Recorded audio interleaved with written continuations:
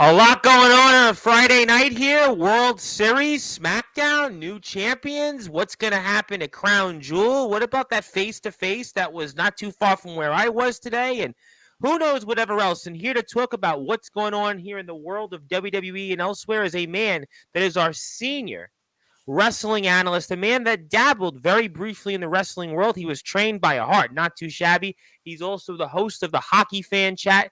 He is the one and only Mr. Randy Dillon, who's here with us to kick the weekend off in prime time, the brightest lights, the biggest stage, the platform that he helped build where all sports matters and all wrestling matters here, Sportzwire Radio. Randy, how are we doing tonight? I'm doing good, Tom. And after that SmackDown, the last 15 minutes, holy shit. If you're not pumped after that, I don't know what to tell you.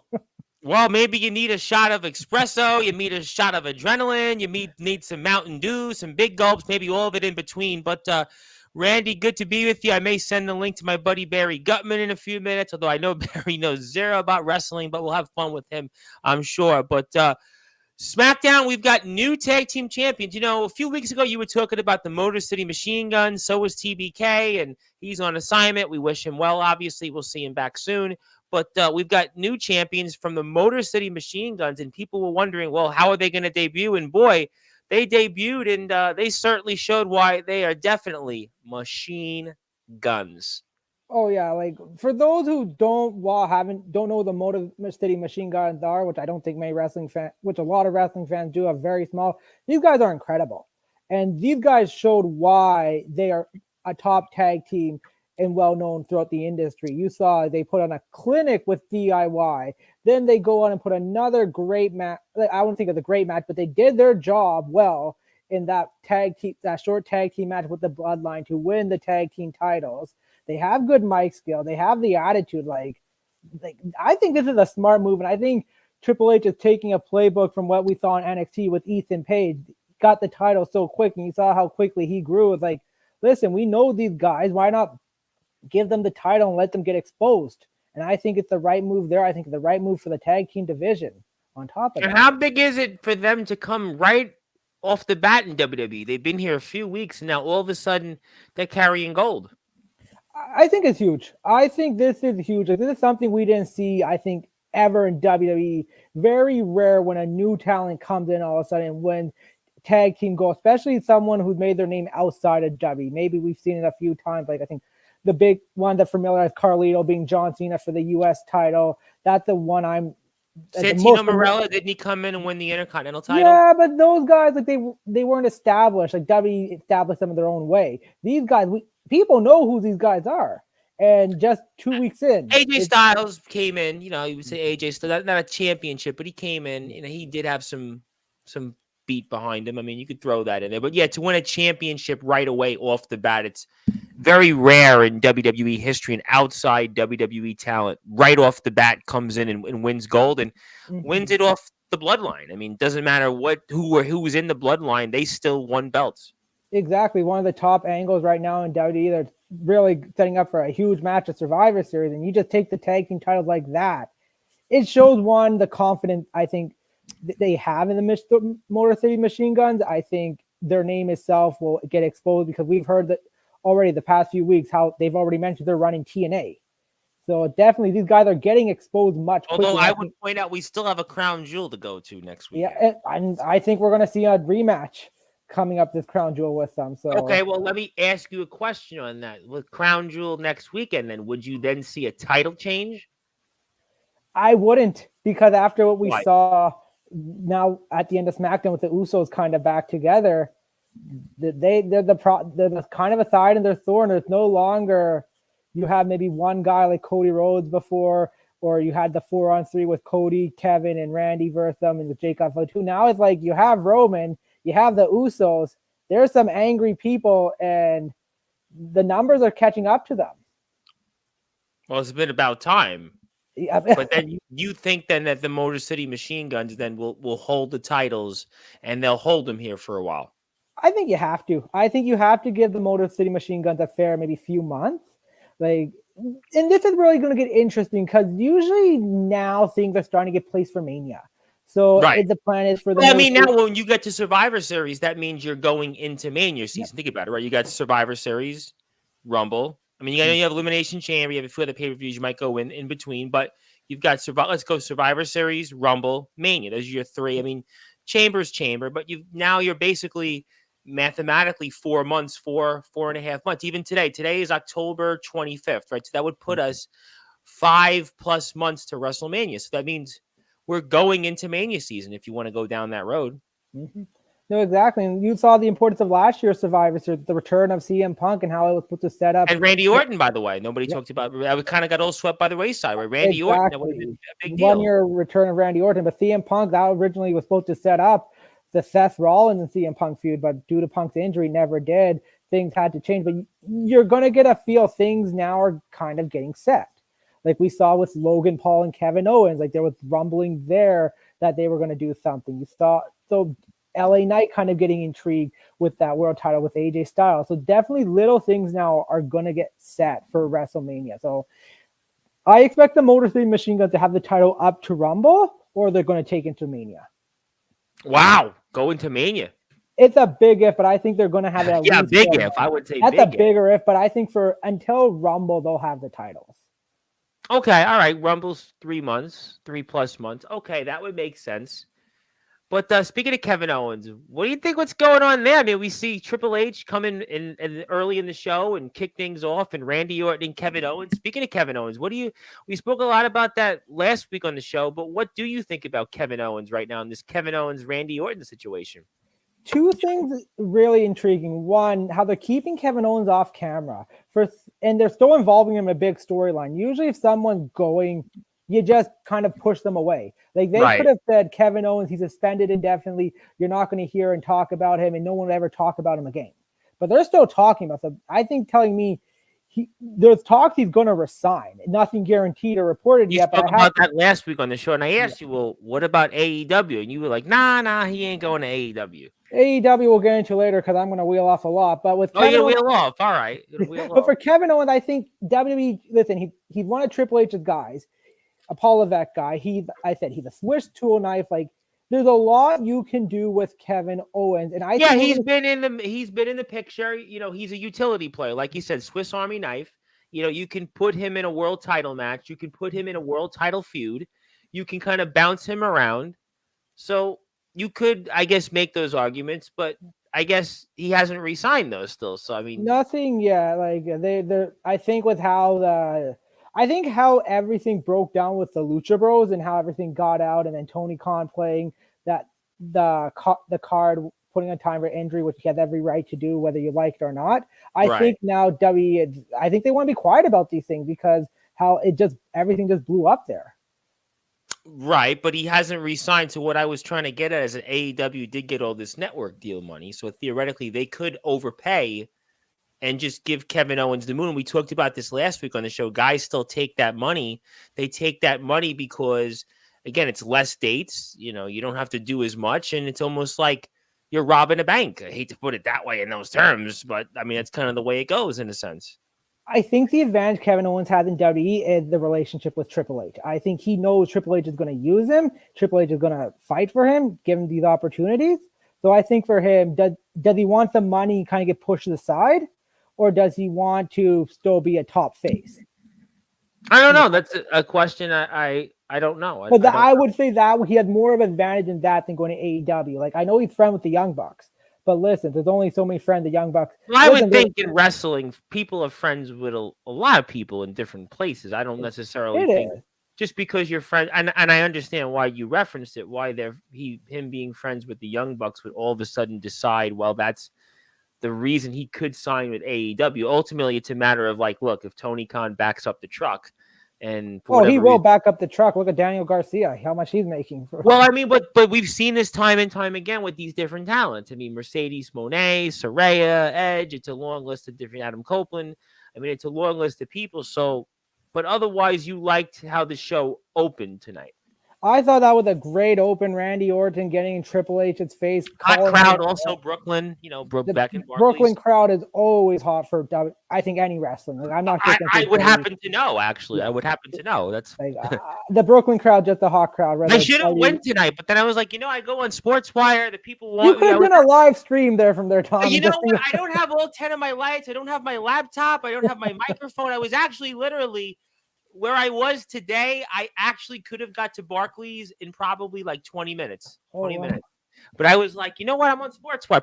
The people are out there. Zilla's here every week, and there's somebody out there. My man Barry Gutman, who he probably lives closer to Barclays than I would. I just happened to be a little closer to Barclays than he was today. But okay, so you like the opening, you like the fire there with Triple H. Triple H getting involved in a segment that doesn't happen too often. What about the face-to-face with champion and champion? That I thought was interesting. I liked how Gunther came in and interrupted the woe. I liked how the back and forth go. The only thing that's really annoying me here, it could be done right with a lot of time, could be a main event at WrestleMania in a year or two. I don't know why. It ain't going to be main event this year's coming. Well, next year's really, technically, but it ain't going to be a main event then, no?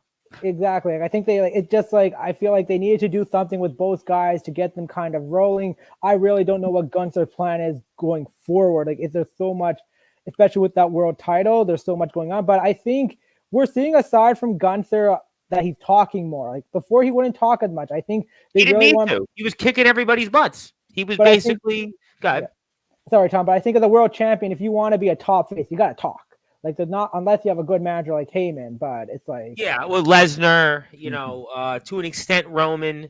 I mean, generally speaking, unless you're even Undertaker, to an extent, you had Paul Bearer. So let me ask you then this question. You make an interesting point. Gunther's been champion now a few months. How would you assess his run as world champion so far on the Raw end? I think it's been good. I think we're seeing a different side of Gunther. Good. You didn't say great. You had to think about it. There's things he can work on. There's definitely, I think, things he can work on. I think him hiding from Sami Zayn, I felt was a little bit of I know he was playing that heel, but at the end of the day, it was more of him just that blemish. He accepted Randy Orton's challenge. Okay, no problem. But Sami Zayn, it was kind of like a runaway. I like the interaction with Brett.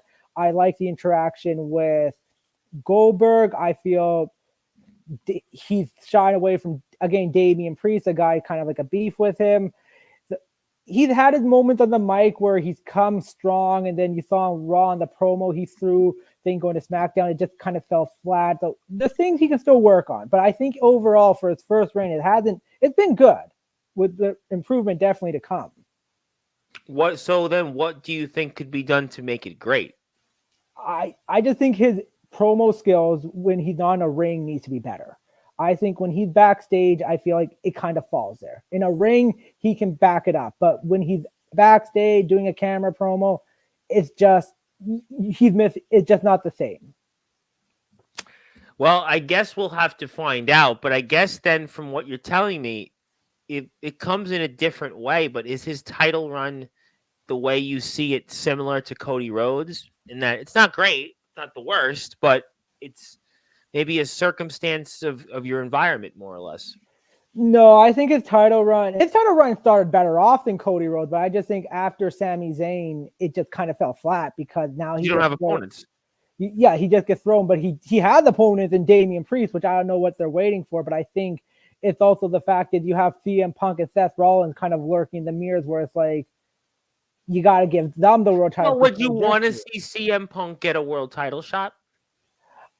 I don't think CM Punk needs the world title, but I think it comes down to what he said last year in an interview with Ariel Helwani.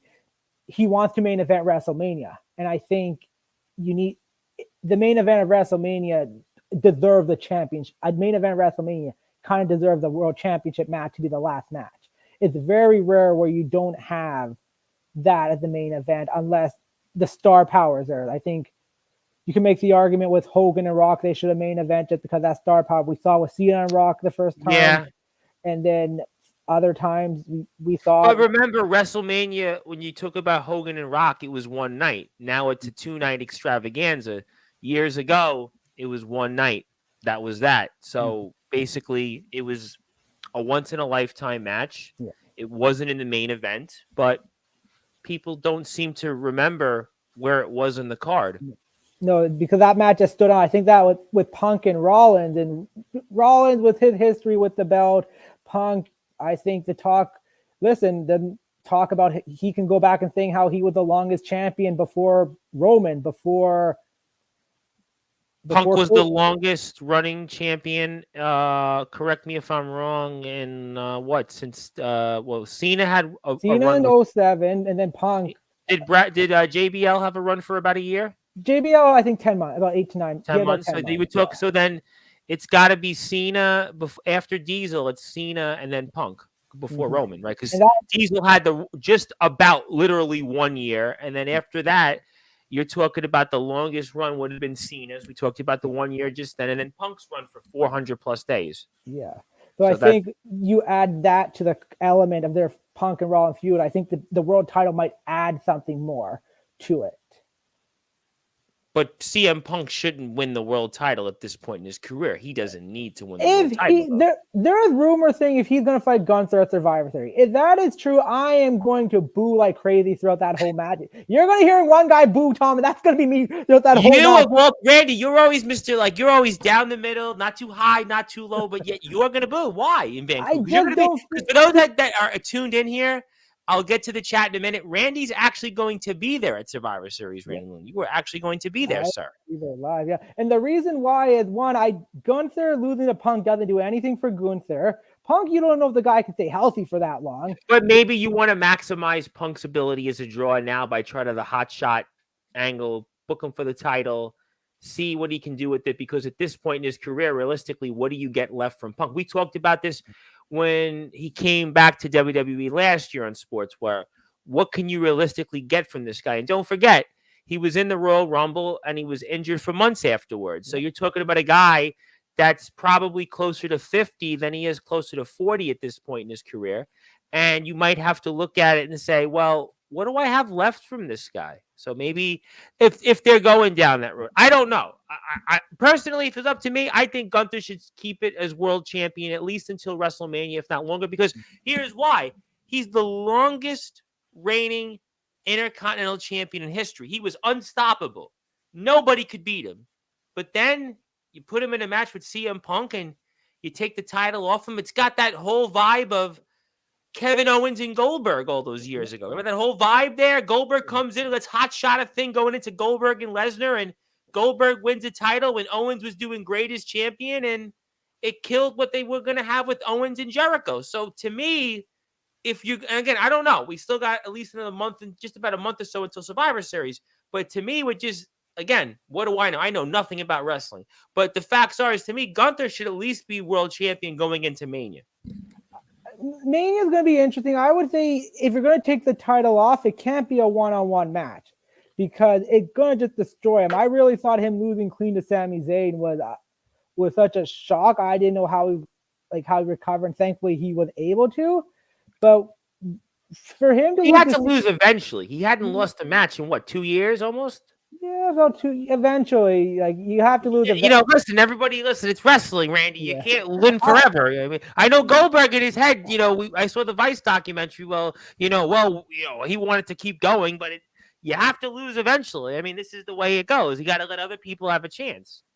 I always say this with wrestling: it has to be the right time, the right place. WrestleMania, right place, right time. I think the Sami Zayn build just wasn't enough. I think if they insert him a little bit early in the conversation, it could have been more believable. It was just kind of so short. And then you had Chad Gable kind of humming around as well, where it just felt weird. For Gunther to lose the world title to Punk, it does nothing for him because then who are you going to put him against? Are you going to make him go against Braun Breaker? Or is he just going to beat up people for a random amount of weeks? If he loses the world title in a fatal 4-way, then it's like you have a little bit way to work and you can only give the title back to him down the road. You could say, though, well, you kind of took the title off him in cheap fashion almost. It protects him a little bit better, though, because then you can give him the title right after Mania, if that's the route with him and Punk. Because there's some other guys you can work with. Jey Uso, I don't think he's going to be tagging with Jimmy for I don't think the Usos should be a a tag team anything more than what? Maybe going into a Survivor Series match of some sorts, right? And then after that, they need to go out on their own and see what they could do as single stars for their brand. That's at least what I would think. Jay's already shown it, and this is why, like I said last week, for the Booker and me, if you want Gunther to keep the world title till Mania, the opponent for him will be Jey Uso, because you have that history. One, of their match last year where Jay technically had him beat, wasn't for Jimmy. Two, Jay beaten Braun Breaker, and he was able to make the upset. And the argument could be he should still be Intercontinental title. So you have a story there to work with. All right, but let me play devil's advocate for a minute, not to poo-pah that and not to put you down as a booker. I guess we should become bookers of our own company. You know what? I know I see WC, I see Liz in here. The last thing I want to do is get into booking, because God knows some of the things that have gone on in backyard wrestling the last few days. I'm not going to touch that with a 10-foot pole. But while you drink that, I do want to ask you, though, Jey Uso, right? You talk about Jey Uso, right? You talk about maybe him main eventing against Gunther for a world title, but not to poo-pah that. But is he viable, though, you think, where he could legitimately win a world heavyweight championship? I think he has. Like, if you have to think about it, what's the rule of thumb? You know this. If you have to think about them being a world champion, then they're not. It's like the Sami Zayn argument. Everybody talks about LA Knight's another one, right? And these guys are so over with the fans, but really, if you have to think about it, they're not really world champion material. They're kind of, again, like Kevin Owens. Even though Kevin Owens has won the world title, he's won it. Sure, he's had a couple runs with the title, but really, they fall into that Swiss Army knife utility player role. So really, Jey Uso, he's great. He could definitely, the fans love him. He's got the glasses. He's got the reactions. He can wrestle. He's got the name, but it doesn't scream world champion. Just like the whole situation with Sammy in Montreal last year, or people saying, this is the moment. You got to take the title off Roman. But really, Sami Zayn, he played a role, and he did a great job with that. And that sometimes, like you said, in wrestling is very important. I could talk to a lot of wrestlers all over the place. I watch wrestlers in different ways. And in the case of Jey Uso, I look at him as some wrestlers that come on here on Sportswire, where some of them, maybe they could be main eventers in the place that they wrestle in, or they come on here and they have a certain ability. But really, if you have to think about it, then they're not the one. You're absolutely right, Tom. And the thing I think about why I had it with Jey Uso is what's next for him. Can he carry the run? Because we see in AEW, hey, they give someone a title. Okay, it's always what you're going to do next. And the argument, a perfect example is Liv Morgan. 2 years ago, she won the Women's World title from Ronda Rousey. What was next? Really nothing. How about remember when Nikki Cross won the women's title? I think that was just more of a kind of like a lightning in a bottle, a short kind of fix. We're going to give back to Charlotte. But for Liv, they didn't know what was next for her. Run was dry, and they had to take the title off her. You look at her now, you know what's next for her, and her run's been successful. Sometimes that happens with championship runs. So sometimes we talk about this all the time. Sometimes it's easier to be a chaser than the one that's being chased. I mean, listen, I kind of think, Daniel Bryan was an example of that. I think that Daniel Bryan, when he was where the fans were behind him, wanting him to win, he was far better. The first run he had as a champion, it was almost like he just found ways to every hook and cranny, but he came across weak. But then he won the title when the fans were behind him. He didn't have the luck, and he lost the title. Had to vacate the title because of the original injury, the concussions. And sometimes it's better to be the one that's a chaser than a chaser. I always thought that Austin was better chasing the title than when he held it, even though he was a good champion. There's no question. Austin was definitely a great champion. He was, no question. But I thought that the reactions that he had was even better when he was chasing the title. So sometimes that's kind of more or less where I go with it. No, absolutely. You're right. With Austin, we saw like him chasing, battling McMahon, just trying to get the title. It was like, when he got it after, what do you do? It's always, what do you do next in wrestling? You stun everybody, you beat everybody up, you have that. And I think that's where you have to think about it. And maybe Gunther should stay champion for a little while longer, because you may not have that person. We are here on Sportswire Radio. I want to get to some comments. I see Liz has got a bunch of comments for me. I want to give Liz a big shout out, because we had WCE's Fight or Fright Day 1, and I didn't get a chance to watch the show fully, but when I get off the air, I'm going to watch some of it because I know I'm going to be talking about it on Halloween, Liz, because Mr. Brightside's here on Halloween. They got this guy, Mr. Brightside, right, Randy? You got to check him out because he's basically, Joker 2 bombed at the box office. But this guy, Mr. Brightside, he actually doesn't bomb because he's a clip with me on TikTok had like 900 views. Yeah. YouTube here, he had almost 300 views. He was here in the IMF shows last week on Sportswire. That drew almost 200 views. So I'm expecting big numbers from him because he's definitely not a box office bomb. But in our little circuit, he's definitely a huge draw. He's going to be here right after Halloween when WC has their show with STBW, A Devil's Playground. So the Backyard Brawl, will talk about that. So I want to give her a nice little shout out. But let me get to some comments here. People have some questions. We'll do that. Hello there, Zilla. You've seen Zilla before. Zilla's usually not here too much for wrestling, but she is. My man, Barry Gutman. Barry, I sent you the link, but Barry doesn't really know wrestling. What he knows is how to make candles. He knows how to, I guess, talk about games. He's a big gaming streamer. He's a hardcore gamer. I appeared on a gaming podcast yesterday. I don't really know much about video games anymore, but I was on there trying to help a brother out, and we did that. And yes, hello there to Liz. That I just spoke about Liz. And Zilla did want to ask, so overall impressions, obviously 2 thumbs up on the Machine Guns winning the tag team titles, correct? Yeah. Good deal. Appreciate that. I got a good one from Liz, actually. Do you see Paul Heyman coming back at Survivor Series? This is interesting because we've never seen a face Paul Heyman before. This is where, like, I don't think it's possible. I don't think it's possible. And I don't like Paul Heyman. He's a genius. And we've seen him work great. Brock Lesnar. We've seen him work great with CM Punk. We've seen him work great with Roman. We've seen him bomb with Ryback. We've seen him do so with Cesaro. Paul Heyman with the bloodline, like, he doesn't be with The Rock. Is he just gonna stand there like with Solo after what Solo did with him? I don't see Heyman and what Heyman did after. I don't see him kind of joining the bloodline. Like, I could see Heyman kind of being part of the story, and they bring him back because you need something political with The Rock in charge eventually, but maybe not Survivor Series. I think a little bit more down the road. Rumble? Until the wise men come. Yeah, Rumble. Because if they're going to really pick up with Cody, Rock, and Roman, then Heyman needs to show up. Do you need Heyman as a weekly character going forward or no? I think so. If Roman's not going to be there every week, The Rock's not going to be there every week. Cody can't just do everything on his own.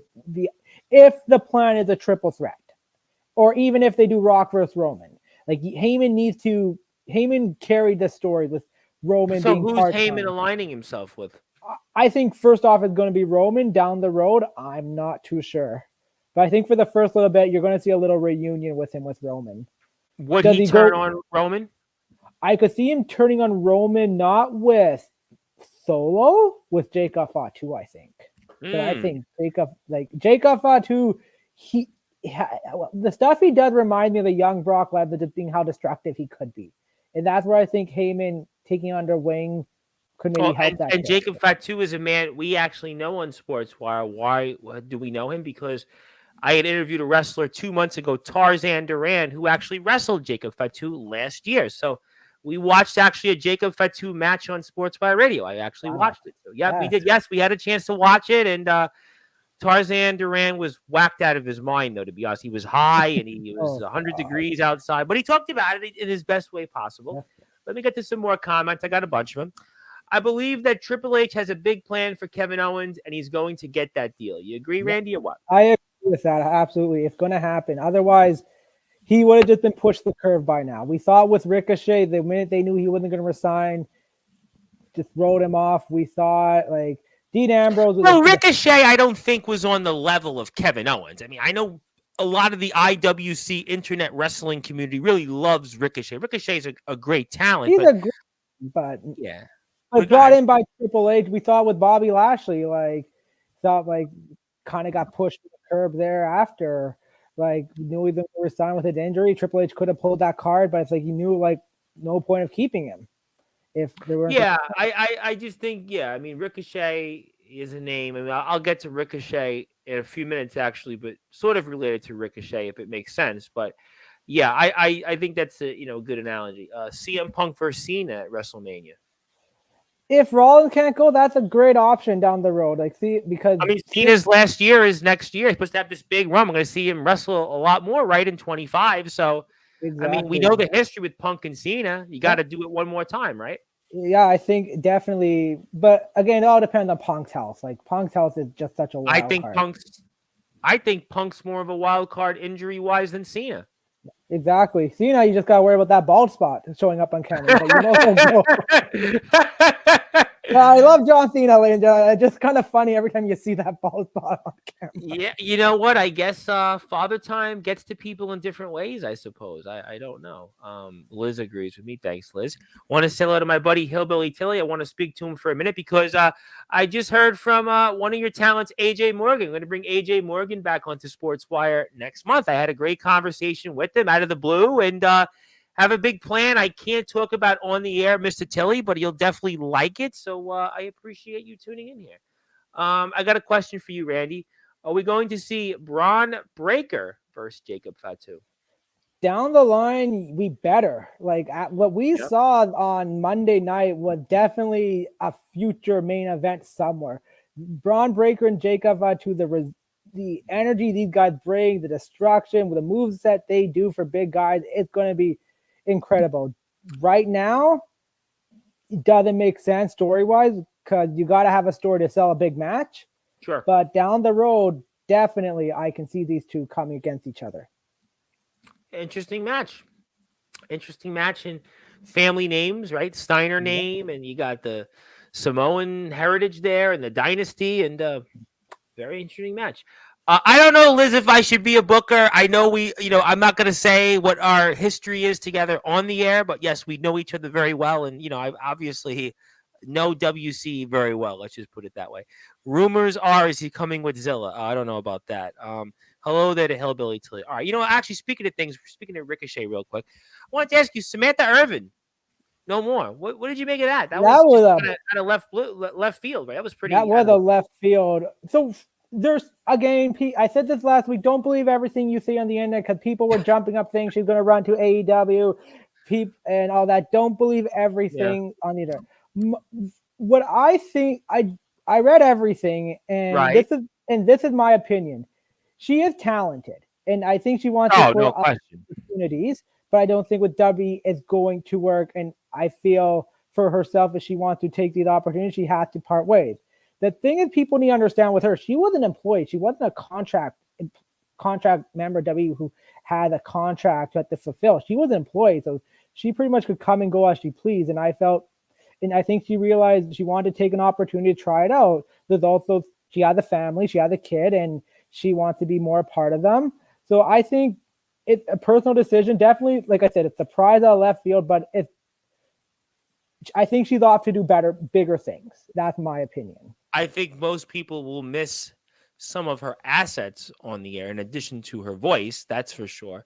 But no AEW. No AEW. You don't think AEW? Unless Tony Khan's willing to pay her a buttload of money and tell Justin Roberts hit the road, Jack, she hasn't gone. Well, I mean, listen, I don't think she's going to draw, to be honest, a single viewer. I don't think she's going to draw them a single viewer, should it be? No. Like, listen, like, she did a big part in character. Like, her announcing was a big part of character development. Like, how she pronounced Gunther, I think, added more. Chelsea Green, like, I just think it made her Chelsea's persona even better. But I don't think if she went to AEW, it would add them any viewers. No, it's unique to WWE. She does great. I agree with you with the character development, the way she announces the wrestlers, for sure. But I don't think if Tony Khan opened up the truck for her to come in, I don't think he would do anything for them.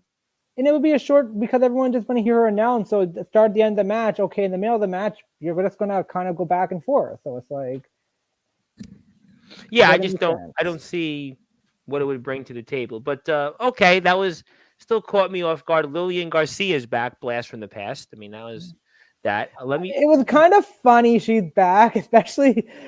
I really wanted to see if they could reenact Triple H chasing her again. I don't know if people remember that clip where Triple H chased her. It's just kind of funny, that photo. And I really wanted to say, well, is she going to be chased again by the game? But Well, I gotta say, she hasn't aged much at all. I mean, for somebody that was like, we're talking what 20 plus years ago, right? In her heyday, she don't look that much different. I mean, No. you talk about John Cena, his bald spot, but Lillian Garcia don't look that much different. I mean, so that's good. I mean, I think people will like that. That's always a familiar face. Shane David, yep, good. Sorry, I think for Lillian, like I know though she made a little mistakes earlier in the show, but give her. I think everything happened so quickly for her coming back. Give her next week. I think it's gonna be much better, much cleaner. Yeah, I would think that realistically speaking, that she's probably not watched the product a lot, so she's probably getting used to pronunciating these wrestlers and being more familiar with them. It's almost like when you cover something, or if you're watching a sports team, right? Think about hockey, right?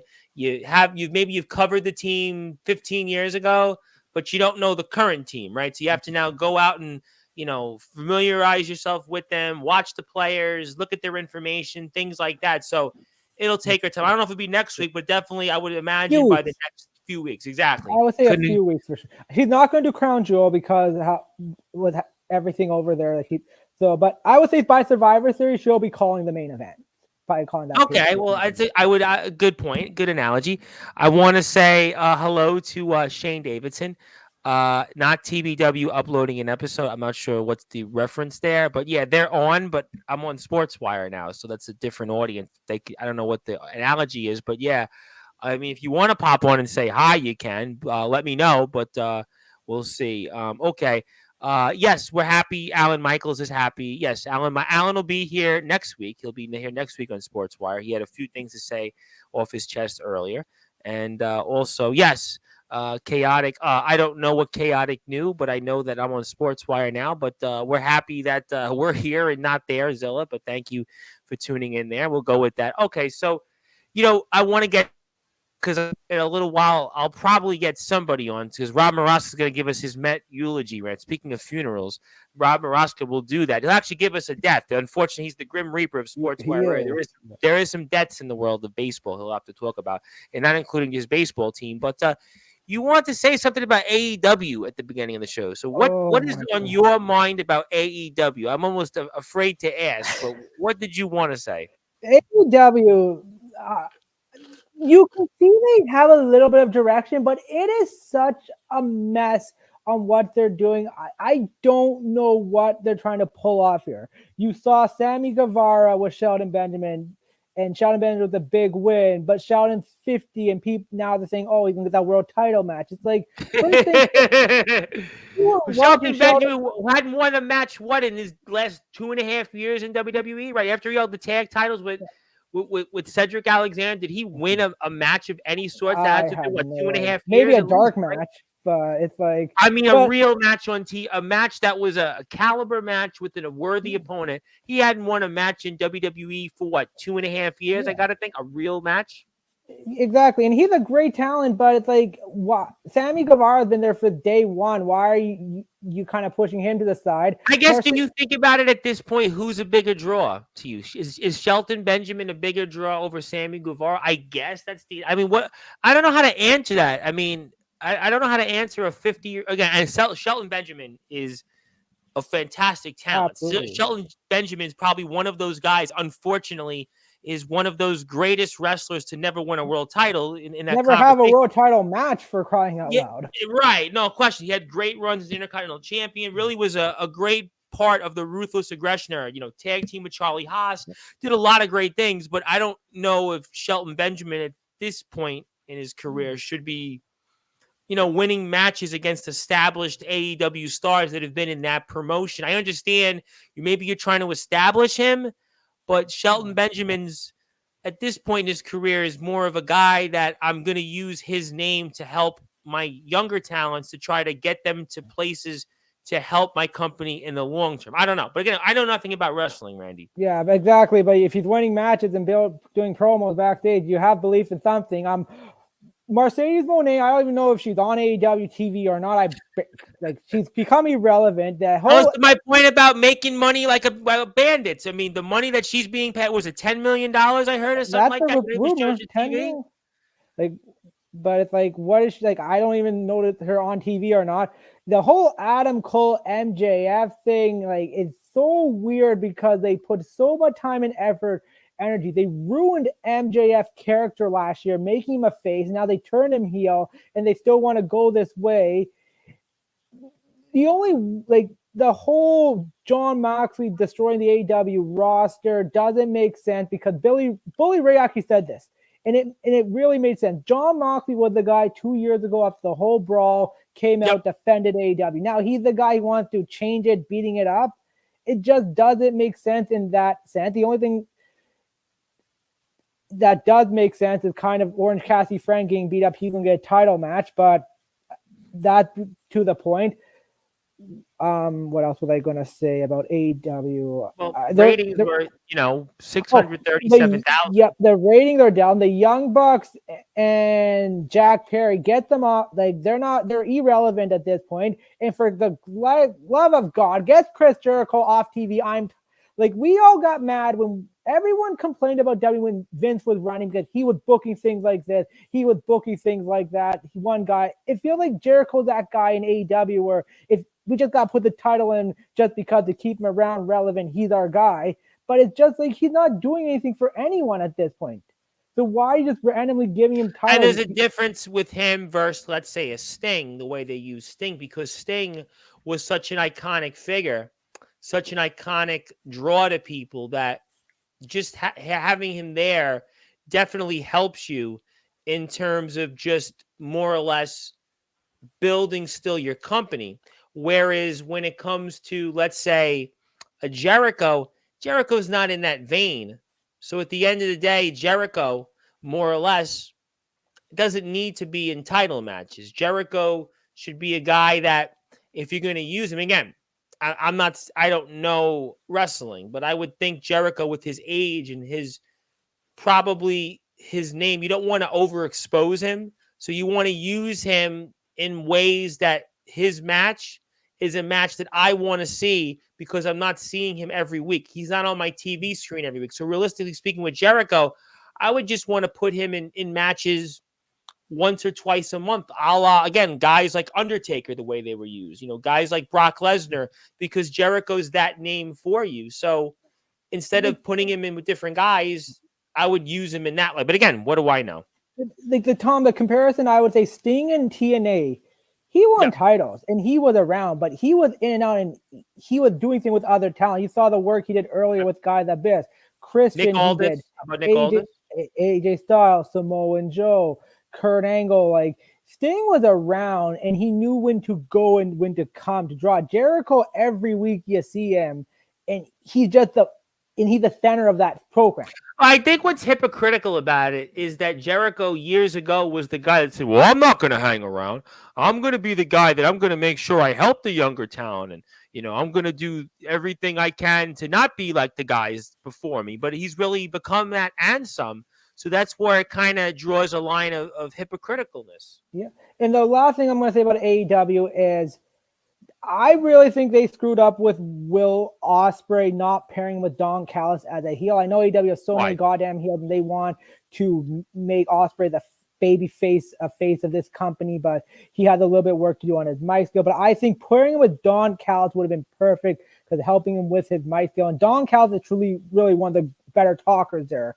Like the promo he cut with every promo he cut when he was Kenny Omega, when he turned in Omega, when with work with Jericho last year. Like, this guy knows what he's doing and get attention on the mic to get that heat. And he's really the one guy you want to be pairing people with to help young talent in the history has with Will Ospreay. Him being working with Ospreay, but not technically working to be a mouthpiece to help him out creating his promos. It's not doing anything for Ospreay. We haven't seen Ospreay now, 5 weeks? And he said, I can do the grind. I travel back and forth. Now he hasn't been on TV for 3 weeks. Well, that goes to show you again another talent, right? Ospreay was brought in with a lot of hype, a lot of money was spent on him, and you don't know what to do with him. What's the point of bringing in talent? Yeah. And then I think the big thing everyone's hoping Shane McMahon sighting is going to save AEW, but I say this one. It brings up right now. So with AEW, I think that Shane McMahon will not debut on AEW, or maybe I'm wrong about it. What do you think? I think he's going to debut, but I've said this from day one about the rumor Shane. If he's not helping backstage, helping to run things, and he's just coming as a character to get views on television, you're going to be messing things up way more than you can. Because Shane, he's never. Well, was it you at TBK that said last week on the show that really, as long as Tony Khan is in charge, even guys like Jeff Jarrett was a guy that had some success in TNA Impact. TNA did draw over 1 million plus views. They were profitable, in his words. The company was profitable for a number of years. And you've got him. You would think a guy like Jeff Jarrett would be a mind. So why then would be any different with Shane McMahon if Jeff Jarrett's not being used? And on top of that, as long as Tony Khan's in charge, he's the one with the money. So realistically, Shane McMahon may only just be a character. I don't know. What's your thoughts on that? The only reason I think Shane McMahon might have any leeway because his last name is McMahon, and you kind of know his history. But he's not credited with the vision of WWE, though. He's not credited, but he knows the ins and outs. I think he's been around the business enough to understand everything. But Tony Khan's going to feel, though, well, I got the AEW TV deal. AEW's gotten all out. We were at Wembley. Tony Khan's going to... go ahead. This is what drives me crazy about Tony Khan is this all started with Cody Rhodes and the Young Bucks back in 2018 pulling off that pay-per-view. Tony Khan had nothing to do with that. If you watch the Cody Rhodes documentary, Becoming Cody Rhodes, he said we put up the money and we took a chance and it became a success. Tony Khan saw that success. And ever since, and listen, AEW had some success, but now it's like they're still living off that past success and they're not moving. Well, Bischoff made the point that, listen, TNT and TBS have had AEW, but really AEW hasn't really had any significant rating success now going on 3 years now. Because we're at the end of 24. So realistically speaking, the days of 1 million views now is 2 years. 2 years. I mean, what did they start? What did they start the year off with? 800,000, right? I remember when we talked about 800,000, 900,000. That wasn't good. I'm here long enough on Sportswire where they did get to 1 million. Punk got them over 1 million, but now 637,000. I mean, are we going to say 6 months from now 550, 575 is good? The company is decreasing year after year. And the reports of streaming, like I've said this, I live in Canada. I can stream Raw anywhere, or W anywhere, and it's a good benefit. But at the end of the day, how much is that going to change your audience attention? Like, it's just going to mean people can access it later, but it's still not going to help that much. And I think the problem with AEW, why it worked in the first few years, we saw different talent coming up. Now we're seeing these guys in W just keep coming out. John Moxley once again. He's having the title. We see the Hurt Business getting a relaunch, and which is what Zilla wants to ask next. I mean, what you're basically doing then is recycling WWE names. I mean, John Moxley was AEW champion before. He's a WWE name though originally. Hurt Business. I mean, 2020 that was great. 2020 to 21 was great, but that's years ago now. So their mystique is really nothing. Exactly, and like Bobby Lashley and a lot of other people have come on and said, we've asked Triple H, can we get the Hurt Business back on? But the thing that I look at, you guys broke up over a year ago. If it was maybe 4 or 5 months ago, 6 months, I could understand. And even their heyday, you're talking about the peak of the Hurt Business, where dominance, the tag and the world title, that's 3.5 years, 3.5 plus years. So realistically speaking, you're bringing the Hurt Business back. You're reorganizing it or reimagining it, and it's not anywhere to recent memory. AEW tried it with the Undisputed Era. They brought Fish and O'Reilly with Adam Cole. But that was again and they were a few years removed from that. From I was thinking, maybe they were very successful, and that was no question. But they were removed from that. And Zilla has an interesting point. Again, this is obviously, I'm sure, internet chatter. And Bobby Lashley was not happy that Shelton Benjamin had a match against Bobby Lashley's former manager, Lilo Rush. Is that something? Anything to that? Yeah, they were. I remember Lilo Rush. He was Lashley manager when Lashley first debuted on the main roster, mid 2018, early 2019. But it's like when there's no control, the inmates run the asylum, no traction, everything is very blurry, and you don't have a clear direction to work on.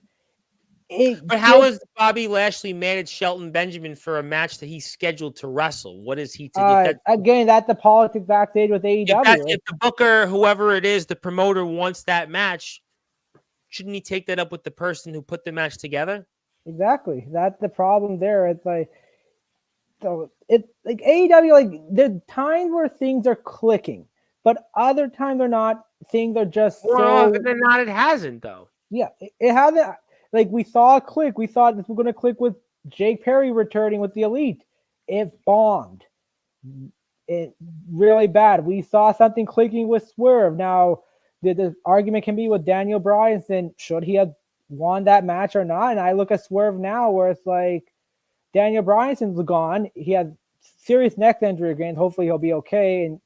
But now you look at it, where Swerve, what is he doing? He's battling with the Hurt Business. Okay, let's say Bobby Lashley come, and do you want to get this group over? Swerve get pushed down the card after all his hard work he's done.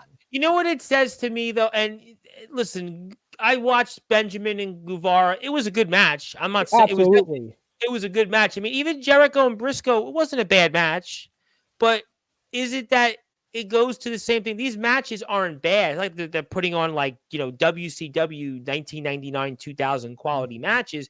It's just that it's only going to an echo chamber. They're not promoting themselves for anybody else. So basically, they're just doing things for themselves, no one else. It's just the appeasement of Dave Meltzer handing up 5-star review. Like he had a stack of, like he's at a strip club throwing out the ones, pretty much. He gives them out like crazy. But that's what it is with AEW matches. Yeah. Anytime Dave Meltzer's out there, here the 5, here the 1, keep going. But it's just like, great, you're appeasing that. But it's like, we've seen the major audience over the year. The numbers don't lie. And this is not me hating on AEW. Like I watched AEW for a bit. Fact. Listen, and I want everybody to succeed. I want every wrestling competition. This is what made WWE better, because of that competition. For sure. But the fact is, AEW succeeded when WWE was doing bad. Now WWE is doing good. AEW, they can't succeed. But I would even say that even when AEW, was doing well, they got Punk, they were $1 million plus. WWE was still WWE. Sure, maybe the product had declined. But at the end of the day, WWE was still WWE. It wasn't as if like AEW was the number one product in the world. WWE was still number one. I don't think WWE ever really feared AEW. No. Maybe there was, some chatter, but I think that was more from the internet wrestling fan. I don't think WWE really even thought of Impact at one time. I mean, and TNA goofily tried the Monday night for a very, brief period for a few months. Yeah. But I don't even think WWE, I think WWE is so far removed from that. I think they're their own entity. I just don't think they ever really sweated AEW. Vince never saw. Vince was in his own little crazy mind, so he never. Well, we know that obviously from other things there. Yeah, exactly. But I don't think he sweated AEW because he had his own product to worry about, regardless of what was going on. But I think the thing with AEW had was people were fed up with the product, and people. Yeah, I think. Listen, Tony Khan had money. He had a TV deal. He had people that the internet wrestling community wanted to be behind. There was a cry. Like, there's no doubt about it, there was a cry. We wanted something different. People, and that's natural. People want change sometimes. People want new. I just don't think WWE really, where they are in this world and what they see themselves as, I don't think it was 20 years ago, 25 years ago, where there was a legitimate war between WCW and the WWF at the time. I just didn't see that. I think WWE is, again, their own entity. AEW can do what they want. But, I mean, NXT beats, when Dynamite and NXT were on the same times, who won the ratings? They won them badly. They won them badly. They won by what? They didn't bring up the gunpowder like they did by 500,000 viewers. What did AEW draw? The last time NXT 400, close to 400,000. WWE, they didn't have the big guns. Close to 400,000. Yeah, it's embarrassing. And they didn't have the big guns. No Cena, no Cody. You know what? And people put down TNA all those years. But TNA was always drawing $1 million, no matter what TNA went through. TNA for years drew $1 million, $1.2 million, $1.3 million, $4 million, even, I think $1.6 million even. And they were on a channel that had less viewers, that was in less homes than what AEW's in, not for nothing. And we saw with TNA the talent they put out there. It wasn't the same talent. They put out different talent, some work, but we saw the rise of the Motor City Machine Gun. America's Most Wanted, Beer Money. TNA created a lot of talents. AJ Styles, you talked about Beer Money, Motor City Machine Gun, Samoa Joe. Yep. I mean, Magnus, Nick Aldis. Yeah, I mean, a lot of great talents that they created. They gave them opportunities. The resurrection of guys like Drew McIntyre and Bobby Lashley in their career. They comebacks there. I would say Kurt Angle was in TNA longer than he was in WWE. Yep, you never hear people talk about that. Kurt Angle literally had a longer career in TNA than he had in WWE. And he worked with a number of talent you saw, like in the matches he put on there. Yeah, Samoa Joe, we're talking about it. I mean, he had some fantastic work he did in TNA Impact. I mean, you're the Main Event Mafia. I mean, I kind of look at the end of the day, AEW hasn't created that type of talent. One of the greatest groups not talked about, like how good that group was. Oh, for sure, 100%, 100%. Okay, so obviously we got some of that. Anything else in the wrestling world you want to bring up here? I do want to talk for those who are not going to watch, we talk about NXT. Listen, Halloween Havoc, it's going to be a great show. Like, I know the talk, and I hate getting to talk with the internet thing. Oh, WWE doesn't push black talent, all that kind of stuff. But you look at NXT, Trick Williams and Ethan Page have done some great work. I saw Carmelo Hayes on my screen tonight on SmackDown. Yeah. Tony the only one tonight. I feel like WWE, maybe that was Vince's idea years ago, but they say now with Triple H because of the less matches, and then you hear, but then the same people complain. Then Vince put on 20 matches. It's not enough time for the wrestlers. You can't win with the internet. But to talk about Halloween Havoc, it's going to be a good show. It's like a kind of an Extreme Rules type event where you have all these different stipulations, but the matches are going to be good. Ethan Page, we've seen AEW coming to NXTW and the success he had, especially working with Joe Henry, pushing those two, the work they did. Oba Femi and Tony D'Angelo, like Oba Femi's come out of nowhere, and the match him and D'Angelo put on, this third match is going to be great. Julia and Stephanie Valier versus Roxanne and the returning Cora Jade, that's going to be something special. Like, this Cora is going to Jade, be, I mean, hasn't been here in months. I mean, that's a returning Nikita Lyon. You've had Andre Chase versus Ridge Holland. Like, there's a lot going with NXT, and you have other talent like Javon Evans or Lola Vice. Like, NXT is producing stars and attention that not get talked enough about. And what I'm seeing with NXT is, before Vince used to see a star, bring them up, okay, I didn't like you, whatever. Now it's like what NXT is doing. They're keeping these stars down longer to get more attention. But don't forget though, here's the difference. NXT now is basically a standalone brand. It isn't. It's still a developmental brand, but it's a standalone. But they're on a network now, though. But you're going to stay longer in NXT before you could stay. Yeah. Are you going to? Yes, but you are theoretically speaking a standalone brand. Yeah, you get that more attention because before NXT 1 was online, and the only reason they went to Wednesday was to try to give viewers away from it. Didn't want to get AEW all that attention. We all know that, but. And it wasn't made for that. Now NXT is made for that, and you can tell how it's working out.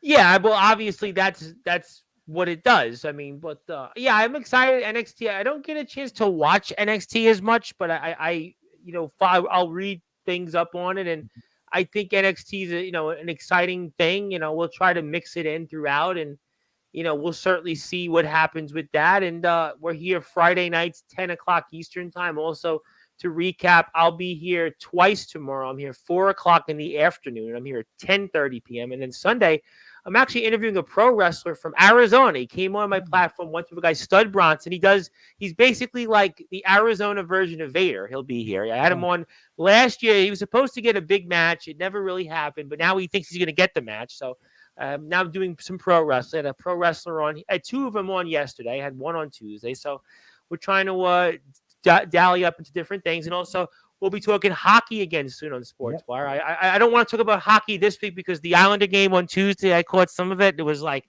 yeah, we're not talking about that.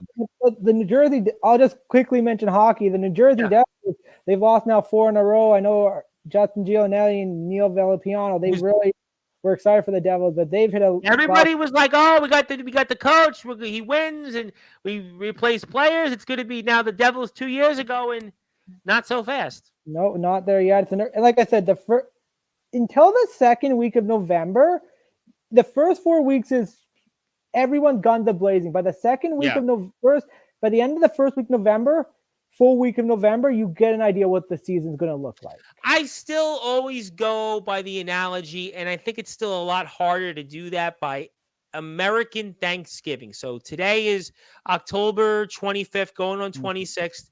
American Thanksgiving this year is, I believe, the 28th. So that means that would put us right now 29 days. Let's say 28, 27, 20. You'll know the season. You'll know what to expect. Right. So by NHL Thanksgiving, for the U.S. side, you're talking about you've probably played 20 games, almost 18, 19, 20 games. So that's really where they say historically, that's where you look at where your team is. If your team is like 6, 8, and 4 and 0, or 5, 10, 3 and 1, let's just say, based on numbers, it could be difficult for you to make the playoffs. So that's kind of like these first few weeks, you can't really. I don't know. It's kind of. I'll just end the hockey note right now. My Capitals are 5-1, and I'm living life. Well, you're living on a prayer. You're definitely halfway there, and we'll have to see all of that. Obviously excited. We'll hopefully have some more people on the show next week. And speaking of people here that's going to obviously give us a Grim Reaper analogy, I know one guy is probably on pins and needles right now watching the Yankee game, but one guy who's going to give us some Grim Reaper-like news is going to be here and talk about that in a minute. So we were shorthanded tonight. Obviously, we wish TBK well and what he's going through, and we'll see him. He's on assignment, and Alan Michaels is going to be back next week with Shane Davidson, and so we'll see there. But Randy, I'm going to pass the baton to you, give you some closing thoughts. Anything else you want to plug, share, or say? I'm going to put you up your X here so people can check that out, and the floor is yours, my man. Always a pleasure to be on the show. Rob, I'm sorry about the Mets. Hopefully next year you'll get them back. And just with the one thing I always say with wrestling is you can have your likes, your dislikes, but at the end of the day, everyone wants WWE, AEW, TNA, all these companies to succeed, because the better the competition, the better gives the guys product. more jobs. It gives guys opportunities, gives them a place to show their talents. It helps the other companies put them in a more competitive light, for sure. 100%. I mean, exactly. And then the last thing is WrestleMania. If you want to go, you got to sell an arm and a leg and a kidney, because those prices are ridiculously overpriced right now. Well, you know what? I think we had this conversation last week on the show. We were all, TBK was here, Chris joined it. I just don't see going to a sport, it could be WrestleMania, it could be the Stanley Cup, it could be World Series is going on right now, whatever it is. I just think you're priced out the little guy at this point. It's all about you're paying your life savings in some cases for some people. I just don't see going to these events. Like I said, I mean, I went to the 2019 second round of the playoffs. It was getting to be high, the price. I was even hearing people complain about the Islander tickets for regular season now. So to me, sporting events, I know Rob Maraska would have died to be at these Met games, these Met playoff games last week, but I just think that realistically, sporting events are becoming streaming services, really, and you're almost to spend a whole paycheck. And imagine, we talked about this, putting a family of 3, 4, or 5, or even 3 to a game. You're talking about parking. We talked about what you're going to pay, drink, and everything else. It's, I'm paying about $350 Canadian for my ticket, so that's what, like $290, $280 American. I was about $280, $290 American. Yeah, but then I got a price for hotel, travel, accommodation. You're doing a hotel, so you're staying for the weekend? Yeah, I'm staying with the weekend downtown with a couple of friends. Wow. But you had that price in there, and then your food, it's spending pricey. like $700, $800. So are you gonna buy a shirt? Most likely, I like to buy a shirt. You're gonna buy a shirt. You're gonna buy some merch. Realistically, you're gonna go out to eat. And then I've been at a few W shows just earlier this year. A shirt now about $50, easy. Listen, Chris Belcher, our buddy Chris Belcher. Chris Belcher messaged me. He goes to the WrestleMania. He spends it's about a couple grand. I mean, even if you listen, I say it. Even if you got the money, even if you have the money, do you really just want to burn a couple of grand? I don't know. I mean, if you're trying to impress a girl, I guess, all right. But I mean, like realistically speaking, to spend the kind of money that you spend, I mean, look, but people do it. WWE can get away with it. AEW can, and you're going to have a great time. You're going to probably be on site. You'll tag me, I'm sure, in some pictures. Absolutely, my friend. Yep. It'll be fun, and we'll see you next Friday. That's Randy's ex. Go out there and give him a follow, give him a like, and we'll have to see what else unfolds. And Randy, good to see you, my man. I'm going to let Rob vent on his New York Mets for the rest of the show. I'm sure Chris Bazaya may show up, but if he doesn't, I could certainly not blame him because he's on pins and needles. He's literally living on a prayer right now as a New York Yankees fan. Perfect. Thanks, Rob. Thanks, Tom. Yeah, Rob, I don't know. Wait a minute. I don't Take even care, know. Randy. Oh, Chris showed up. He's not on pins and You needles. should be watching the Yankees, though. You should go out and He watch is. the Yankees. I got it right on my computer. I'm good. Oh, I got wow. the same thing. How do you watch it on the computer, though? How are you watching it on Streaming. The brilliant. We talked about, Tom, the power of streaming. Oh, Fox. You got the Fox Sports app, right? Oh, Well, no, wow. I have Fios. Oh, so you can watch Me too. Okay. Wow. So you two are watching the game while Yes. you're here. Oh, I gotcha. I Well, was right like, now there's a commercial. I see that, but I mean, wow. Okay, well, we'll talk about that for a little while then with you guys. Okay, Randy, good stuff to see you, my man. Be well. I'll see you next Friday and enjoy. That was Randy care. Dillon, the host of the Hockey Fan Chat and senior wrestling analyst on Sportswire Radio. And I still don't know why one person's here. I know why one guy should be here because his team's out and he's got events. But I still don't know how. Listen, I give you a lot of credit, Chris Bazaya. I would just be focused on watching the Yankee game right now. I wouldn't even be on a computer. I'd just be watching the game. I mean, I really still don't know why. I mean, you could take the rest of the night off if you wanted to, but I figured I could watch the game while we're talking, and if it doesn't end well, then what am I? I gonna thought do? it was going to end well for you, but I saw it. Well, Randy and I were talking, and it looked like a home run, but it was called fan interference. What happened there? Yeah. Fan interference, just like you said. The guy caught it. You could see he leaned over, so it was pretty obvious.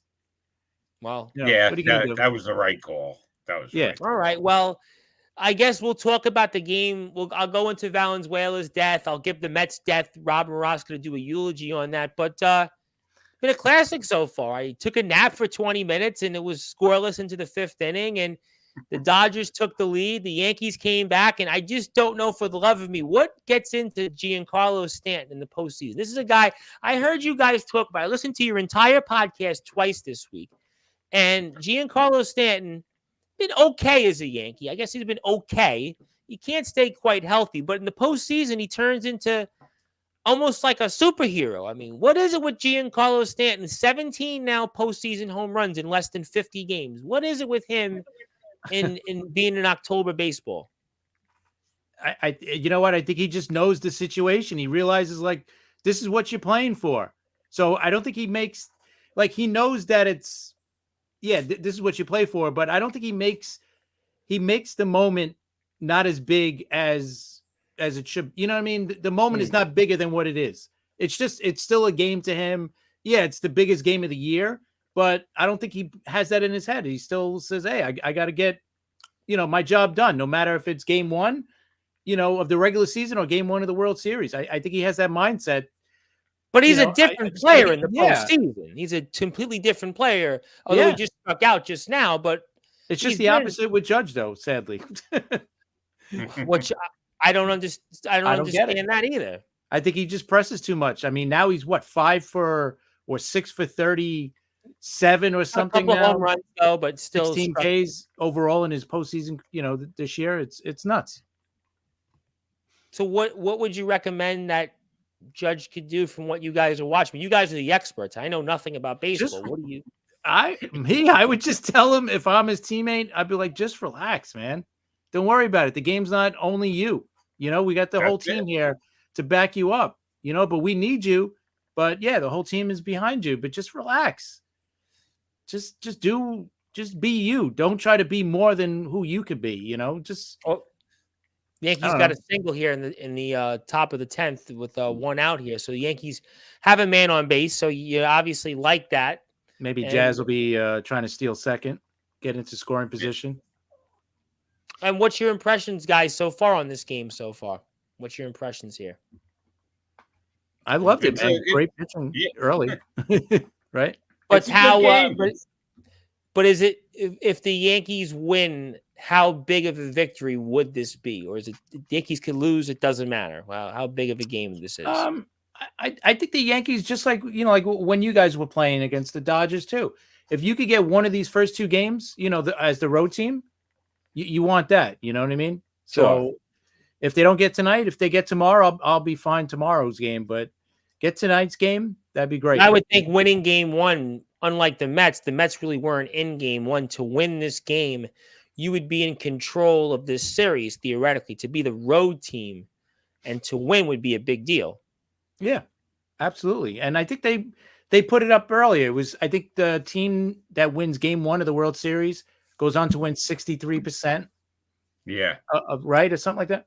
Yeah. So I think 63%. And there you go. You called it. We got via stolen base. Stolen Now base. he's in scoring position, so Runner on second, one out. So you're getting play-by-play coverage here on Sportswire Radio. But yeah, Yankees. Well, listen, we're here. I actually thought the game was going to end by the time you came on the air because I was looking at it was 2-1 Yankees.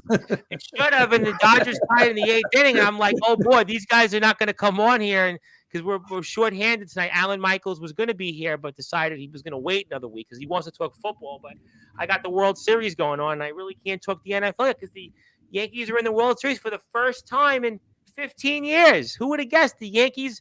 It hasn't been 15 years until they've been in a World Series, and here we are. And a lifetime. It's been a 15 classic. That's a drought. I can't believe it. The Yankees 15 years and they haven't been in a World Series, but they're playing a classic right now tonight. It's a classic game.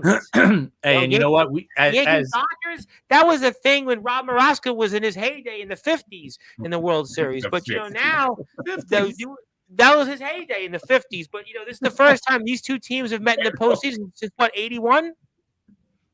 Yes, the last time they Yeah. was 81. 81.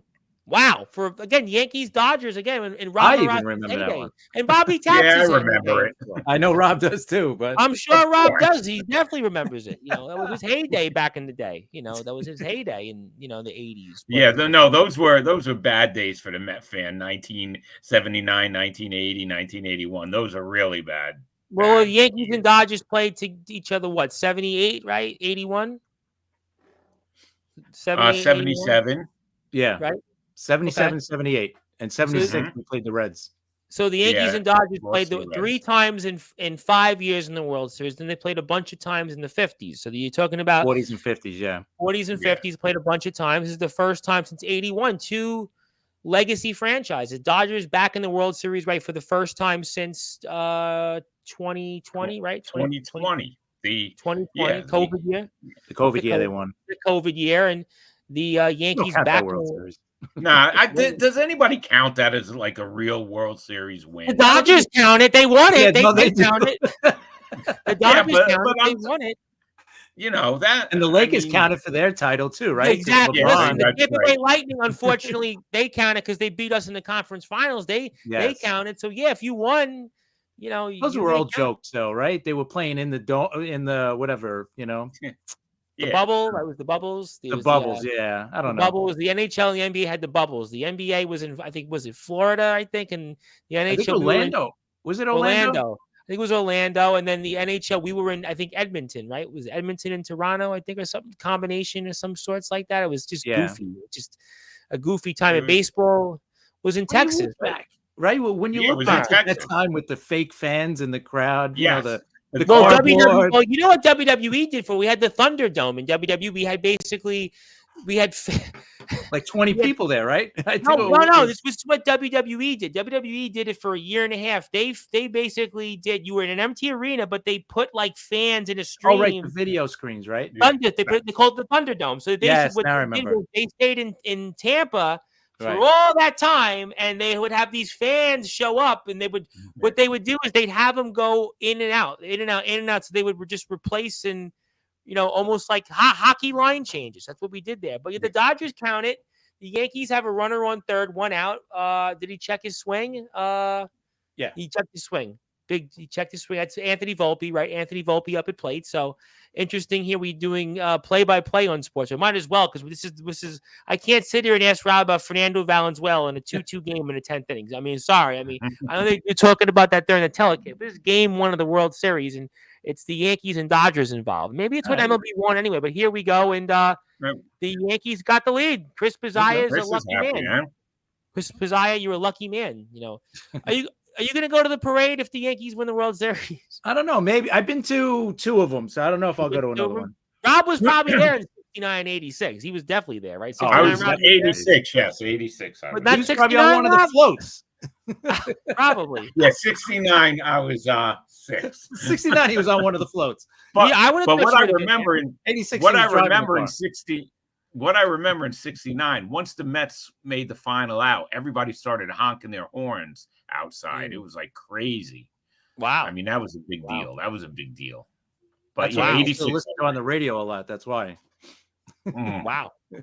Right. Well, right now, 3-2 Yankees, 2 outs in the 10th. Yankees took the lead back, and we'll have to see. Obviously, it's a big game for the Yankees. Yankees back in the World Series for the first time since 2009 against the Philadelphia Phillies. The Yankees went the entire last decade without being in a World Series. I mean, it's unusual for the Yankees. The first time I think they had done that since what?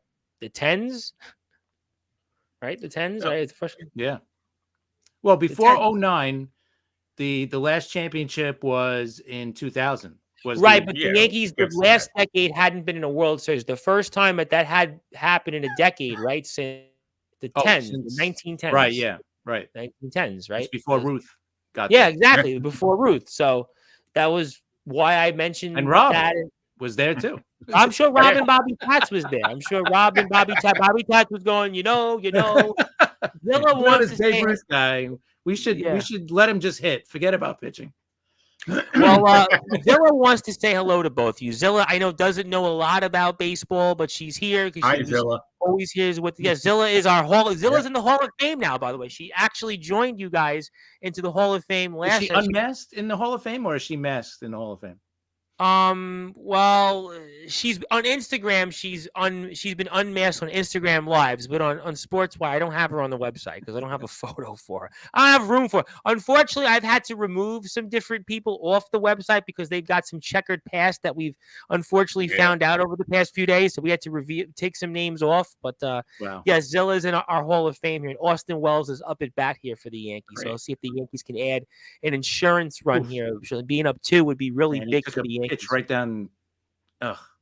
Well, I didn't see it yet, so I'm a little behind on the leg. So, that's a strike. Yeah, that's a strike 3. Yeah, I would say so. Rob Moroska would have swung at that one even. I think so. Well, we'll see what the Yankees can do here coming up. Right. Jake Cousins coming in for the save. Well, you got 7, 8, 9, but Tommy Edman's up. Tommy Edman, who's a Met killer. Rob Moroska's got him in his nightmare. When Rob Moroska goes 40 years from now in his grave. Him and Kiki, I can't. We can't. Like those are the 2 guys. I still can't figure out what happened with Edman. Oh my! We were talking about that on the podcast. New York MLB. Yeah, Edman. And they just traded for him this year too, right? Yep. Yeah. Yes. Crazy. But that's how it goes in sports. That's how it happens. People, they win, and they win with guys like that. We see it all the time, all too often. Every sport has a football. In the postseason. I mean, let's talk about how about Boone, right? If you want to talk about someone who had you didn't expect to have a big hit in. Hey, how about in football, right? With the Giants, what's his name? Who caught the ball on his helmet? David Tyree. Oh yeah, he did nothing after that. Nothing. That's how it goes. I'll go a little further back, not too far back. Not what's his name? Was it Timmy Davis? Was that his name from the Washington Redskins when they beat Denver? He ran for like 200 yards. Was it Timmy Davis? I could be wrong. The year they played Denver, look at that one. Yeah. Doug Williams won MVP, but that guy ran like 200 yards. Didn't do anything before that. Didn't do anything after that. Anything after, but he did what he had. That's how it goes, though. Listen, he came up big in a big game, right? That's just you see it all too often in sports. Guys in the big moment, they, They win the big one. Yeah, I got it here right in front. So I'll tell you right now, Super Bowl, what do you say, 42-10, Redskins, Broncos. Can we say the Redskins still? Are we allowed to say that? Well, you might get thrown off the air. I've had a lot of problems the last week. I should be thrown off the air, but that's all right. You should be all right then. Timmy Smith. Hey, listen, when they won, they were the Redskins. When they won, they were the Redskins. Timmy Smith, 22 carries, 204 yards. Yep. He was born in Hobbs, New Mexico. And yeah, he played basically 2 years in the NFL. He had 602 career yards in the NFL. That's it. That's crazy, right? He played the next year. Crazy. He had 155 carries for 470 yards. And then he got cut the next year. And then failed the physical, according to Wikipedia. And then got released. And then tried again in 1990. Got cut again. And then got released in the CFL. Yeah. 600 career rushing yards. And had 200. He had the most rushing yards in the Super Bowl. 204. 204. But Yankees and Dodgers have resumed, and let's see what happens here. Jake Cousins on the mound for the Yankees. We'll have to see if Ohtani gets one more at bat. Ohtani obviously gets the double in the 8th, and that's where Chris was like Rob Maraska was when the Mets were in the playoffs and such. Just going through all those emotions there. Going through. We got to do. You know what we got to do? That place. What would you say, Duffy's? Right? You still hang out there, right?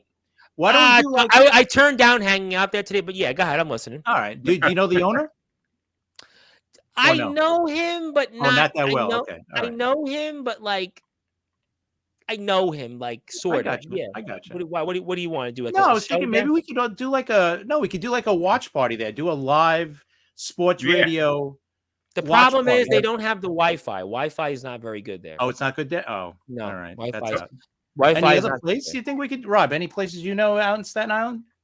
I think we could do a bar, But they won't. I gotta know. I gotta go and I gotta know the people. See, I don't really want to do a live stream like that. I gotta know. Any places other than me, to that. I mean Joe and Pat's, but Joe and Pat's is not a live stream place. It's you sit and have a slice of pizza. I mean, there's it's a pizzeria.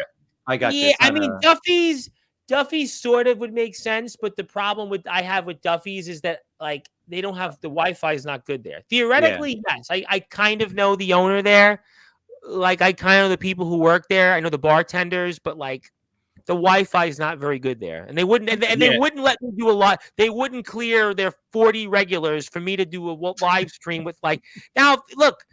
If it was backyard wrestling, I could probably convince them because I'll have 40 people on the live stream. Yeah, they probably would go for the business, but unfortunately, I don't feel like they wouldn't do. They really haven't done one of those. I mean, I have to know somebody. I got you. There are places about that. No, it's a cool. People have asked me, why don't you do a live stream somewhere? I'm like, yeah, I gotta know the people. You're right. You gotta right. Yeah, no, it's true. You can't just walk into a place and hey. I want to do a podcast. And I go, who the hell are you? I'm like, well, I'm a paid YouTube streamer now. I got 1,300 subscribers. There you go. They're going to say, okay, but, not really. I ain't getting rich off it. But, I mean, I get something. But the Yankees here 1 out. 3-1 count, though. 3-1 count. We'll have to see what happens here next. Will Ohtani get it bat? We'll have to figure that out. We don't want to see that. But, well, I'm behind the pitch. I'm surprised you're behind because I'm streaming. Usually streaming is behind. Well, I'm watching it without paying for it. I got all right. Well, let's keep that on the. Especially after the last few weeks on Sportswire, I don't want to say how I can watch it. Let's just put it down. Yeah, we got to keep that on the down low. I want to definitely keep it on the DL. But, yeah, that's for sure. But the Tommy Edman is up, the secret mystery man himself. Here we go. Edman. Yankee bullpen's getting up. This is where it's tense as a sports fan. I mean, I'm worried about him and Kiki more than anybody else. I mean, what are you like in these situations? You must be having stomach knots right now, right? Yeah, no, it's crazy. And you know what? I miss it, but when you're in it, you're like, oh my God, this is too stressful. So I couldn't handle a Yankee Mets series. That's why I was Chris did not want the Subway series. but Yankees Dodgers you want though. Yeah, of course, definitely. But Yankees Dodgers, I think, is still just as stressful because it's the coast. It's the best players in baseball. But if we lose, it's not the end of the world. If we lose to the Mets, we'll never hear the end of it. Do you think it'll be tough for the Yankees to still lose to the Dodgers? Yankees haven't been in the World Series in 15 years. Yeah, it'll still be bad. It's not gonna It's not gonna be Like great. the Mets fans to lose were just Mets fans were jumping out and they act like they won. Mets fans lost to the Dodgers and they were like, we had a great season. Yeah, it was great. It was great. It was great. You know, they got to the World Series and Mets fans no expectations almost. I don't know. I'm just trying to be devil's advocate in a way, but you know, I don't know. We'll look, see. Here. We know what we thought in April and May. So, you know, you didn't even want to talk about the Mets. As long as you're April, building May. from this year, you know what I mean? As long as next year is.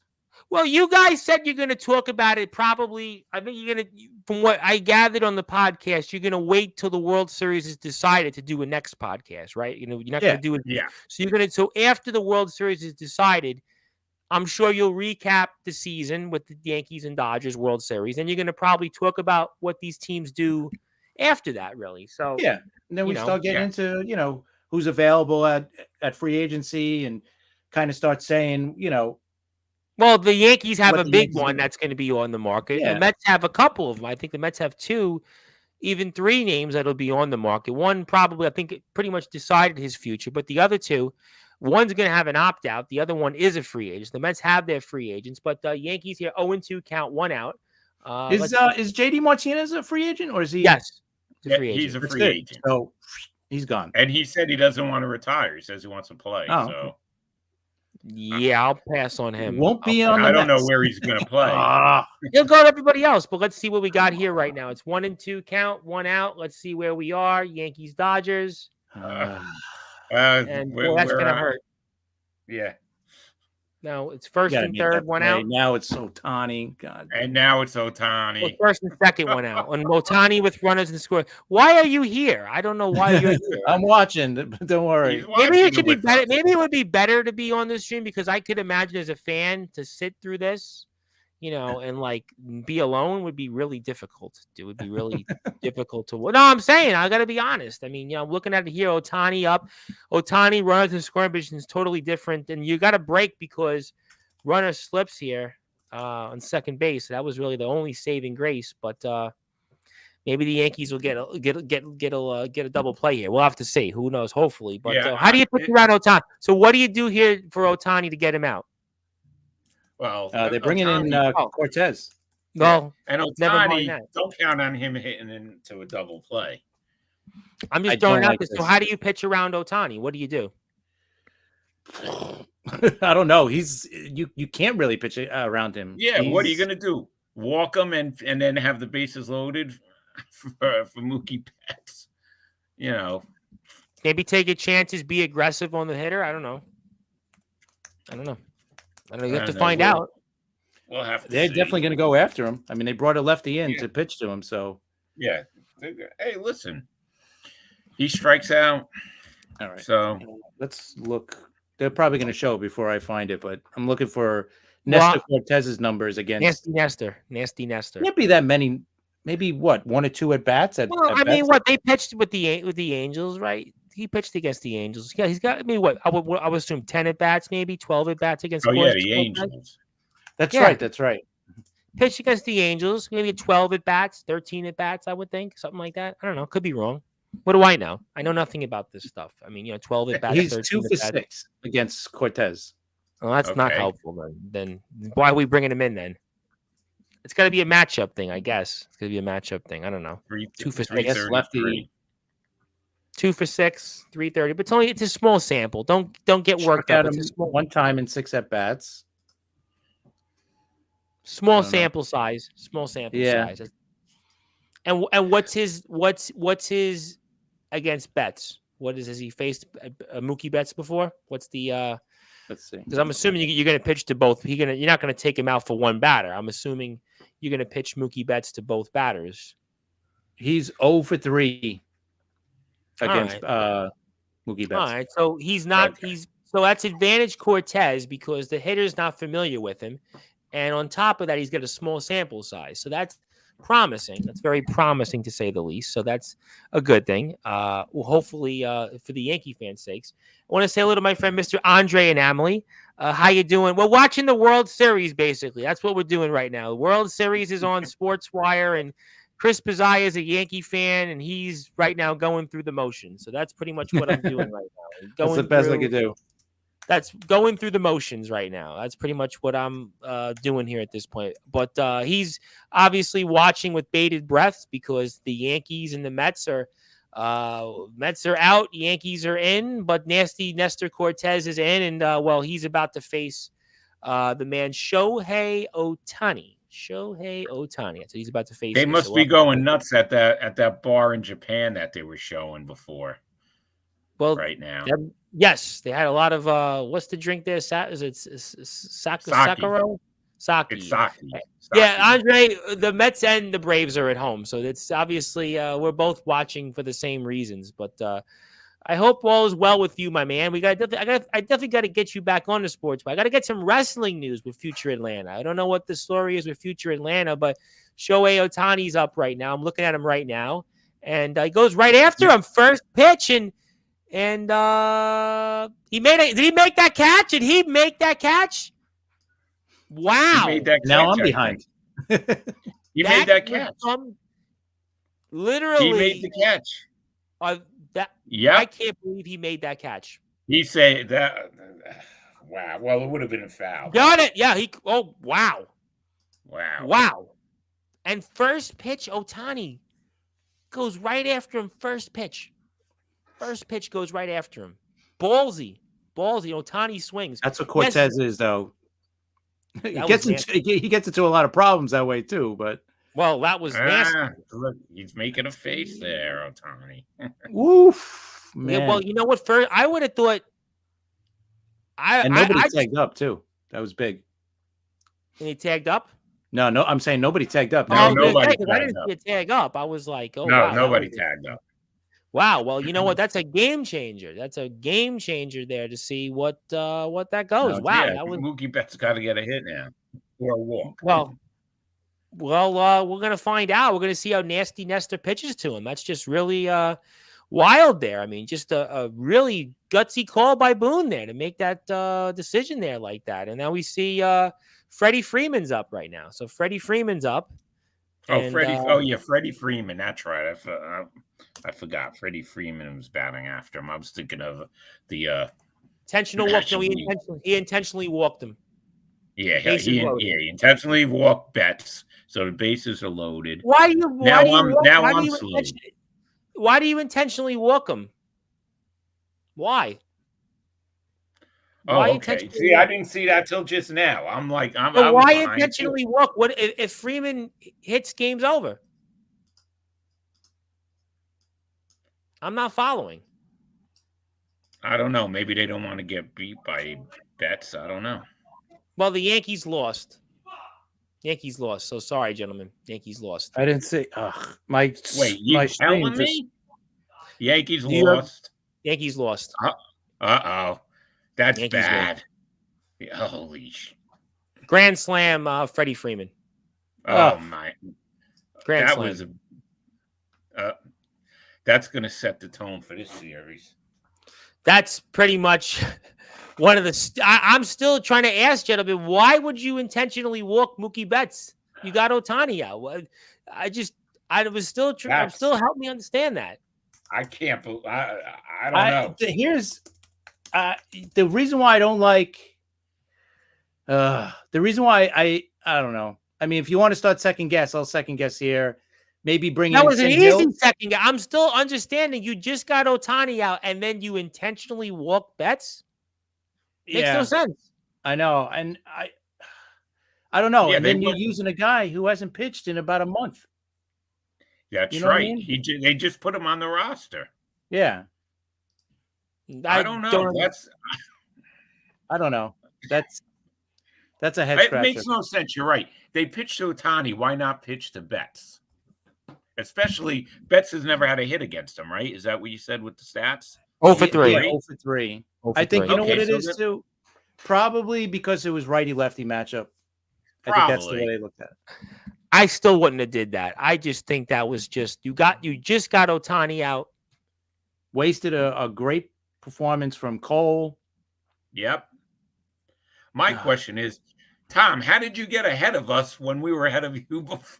Yeah, that was weird. The only reason I know is my brother was yelling that the Yankees lost. Oh, I that's didn't have to watch it. I heard the grand slam. I heard it. I was just how I knew. It was like, all right, the game's over. When I heard the yelling, that's like, this game's over. It's over. I think that's just, it's not a game, it's not a series ender, but it's to only me, game one. yeah, but you know what? That game, you basically handed the Dodgers the game. You handed Right. it to them. You Yeah, handed him the game. and you can't do that. You handed him the game. Just on you intentionally walked Mookie Betts to get to Freddie Freeman. Face him. You just got Ohtani out. Guy hadn't pitched in a month. I don't know. I guess Freeman could his ankle's feeling better after the He rest. felt great there. He didn't have to do anything. He just crushed the ball first pitch, just threw it right down the plate. Right down the plate. Rob Maraska could have hit that one even. I probably could have him back in the day. Right. But that's just I did play. first walk-off grand slam in World Series history. Of course. First one. First for everything. Well, That's hey, Chris, it's only game one, so, Yeah. I don't know, man. That's a loss that really, it's a tough one. Yeah, I got to be honest. You could say that, but you know what? it is. That's a Yankees should have won that game. Right. Yankees. Yeah, the Yankees. Listen, that game. Let's not forget that fan interference thing too. Yeah, but Yankees came back and had the lead. They got the lead in the That was 10th. obvious. They did, but I think that was obvious, though. I think that was a good yeah, call. that was obvious. Oh well, that's about. Gotta come back tomorrow, man. Rodon's got to have a. I think really it's good- must win tomorrow. Oh, I think well, it's they must win. yeah. Yeah, they don't want I to go think back to Yankee Because Stadium. that game was the game to steal. And Zilla said sorry about the Mets. Zilla, you might want to say sorry about the Yankees Thanks, next Zilla. because Chris Bazzia, is I don't know how he's holding it in. My brother walked off and went to bed just now. I mean, this is Oh, I kind of one definitely of can those. go to bed right now. Oh, you want to go to bed? You can go to bed. No, I Chris. said I couldn't. I couldn't go to bed. No, Really? Chris is a professional. I don't know. I went No. to the Islander playoff games. I got to be honest. When the Islanders lost some of those games in overtime on the road, I went. That was you didn't sleep. I would think it's tough to be in a spot like this. I don't know. I think it's Listen. tough. Yes. Tom, I was at Shea Stadium in We were there, like, 2006 in when 1950, though. Beltran didn't swing. I was at Shea Stadium. But you were there like when 1967 with like 20 people there. Listen, I got that. when Piazza looked like that ball was going out of Shea Stadium, and the wind held it in. I was there for that one. I was at a lot of exciting ones, but I was on a couple of heartbreakers too. So I don't know. Game one of the World Series. That's going to be. They're going to play this one, I think, for a long time. The way Freeman crushed that ball. First walk-off in World Series history. It's Yep. a tough one. It's a tough one. I mean, look, hopefully they win tomorrow and go 1-1. But That's what it comes down to. That's the mindset right now for that team. Like, all right, you know what? Yeah, it sucks. We should have won this game, but we have to come back and win game two. You got to. The best teams put these games behind them. The best teams put these games behind them and say, all right, okay, it's only one loss. That's it. I just think it that's goes all. back to me. I don't know why you intentionally walked Mookie Betts. I'm sorry. I don't know why you intentionally I walked think him. it was just a matchup, like Chris said. I think it was just a matchup. Yeah, the righty lefty And you match. guys have both intentionally walked a batter to get to the bases low. It doesn't make sense to me. Listen, I was having a text argument with my brother about the two or three innings before that. The inning that they tied it. Yep, in the He eighth, was- right? Right. He was saying, oh, they should walk Betts to get to Freeman. I'm like, you don't want to walk Betts because now you're making Betts the go-ahead run, and you're bringing up Freeman, who he's a really good hitter. It's not like you're walking Mookie Betts, to get to a worse hitter. I mean, Freddie Freeman's a career 300 hitter. The guy's going to be in the Hall of Fame. Yeah, I'm absolutely. like, no, I'm not. I said, I'm not. Andre walking. Hamel, he's a Braves fan. He had Freddie Freeman for all those years. He had him for a decade. They know how great Yeah. that guy is. I'm not walking. I'll take my chances with Betts. Either way, you're taking your chance with a guy who's probably going to be a Hall of Famer when they retire. So what are you going to do? Think you're Zilla's poisoning funny. it. Zilla said she doesn't know if she wants to know baseball now. Well, don't worry, Zilla. There'll be plenty of backyard wrestling tomorrow. We have Darkrons here at 4:00 Eastern time, and Brandon Costelli. You're gonna love Brandon Costelli. Brandon Costelli's here at 10:30, and Silas Walker's Tuesday. Joseph Bostrom's joined us. Unreal, unbelievable, so much words. I want to use just. What's the just? I guess he doesn't have the words. He's speechless. Oh. Yeah, because I just don't agree with intentionally walking someone. With you had only 2 runners on. You basically you handed the game away. I don't understand it. I don't know. He goes after Ohtani and then he walks Betts, but it has to be the matchup. I mean, what else? Words he can't use. Thank you, Joseph. Thank you, Joseph. For letting us know. That's understandable. I don't know. To me, what do the Yankees then have to do to bounce back tomorrow? What do they have to do to win Game 2? They got to win.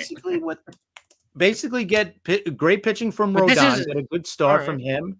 And you know what? How about Judge finally stepping up, man, and driving in some runs? I'm tired of seeing this guy go, 0 for 4 or 1 for 5 with a base hit. 3 strikeouts. Now he's 6'4", 38, 39, something like that. I mean, that's ridiculous. No. Well, we've been talking about it on our show, Chris. You know what? But has his September carried into this post? He did not have a good September, by the way. No, he came back a little bit at the end, to get the home runs up a little bit. But yeah, you're right. September wasn't very good. No. He had the unreal June, July, and August. They were historic. But September, I don't know if that carries into anything, but his September was poor, and he hasn't been able to quite get it together since. I just think he's feeling the pressure, and he's not handling it well. Let's be honest. He's pressing. Right. That's what it is. You're absolutely right.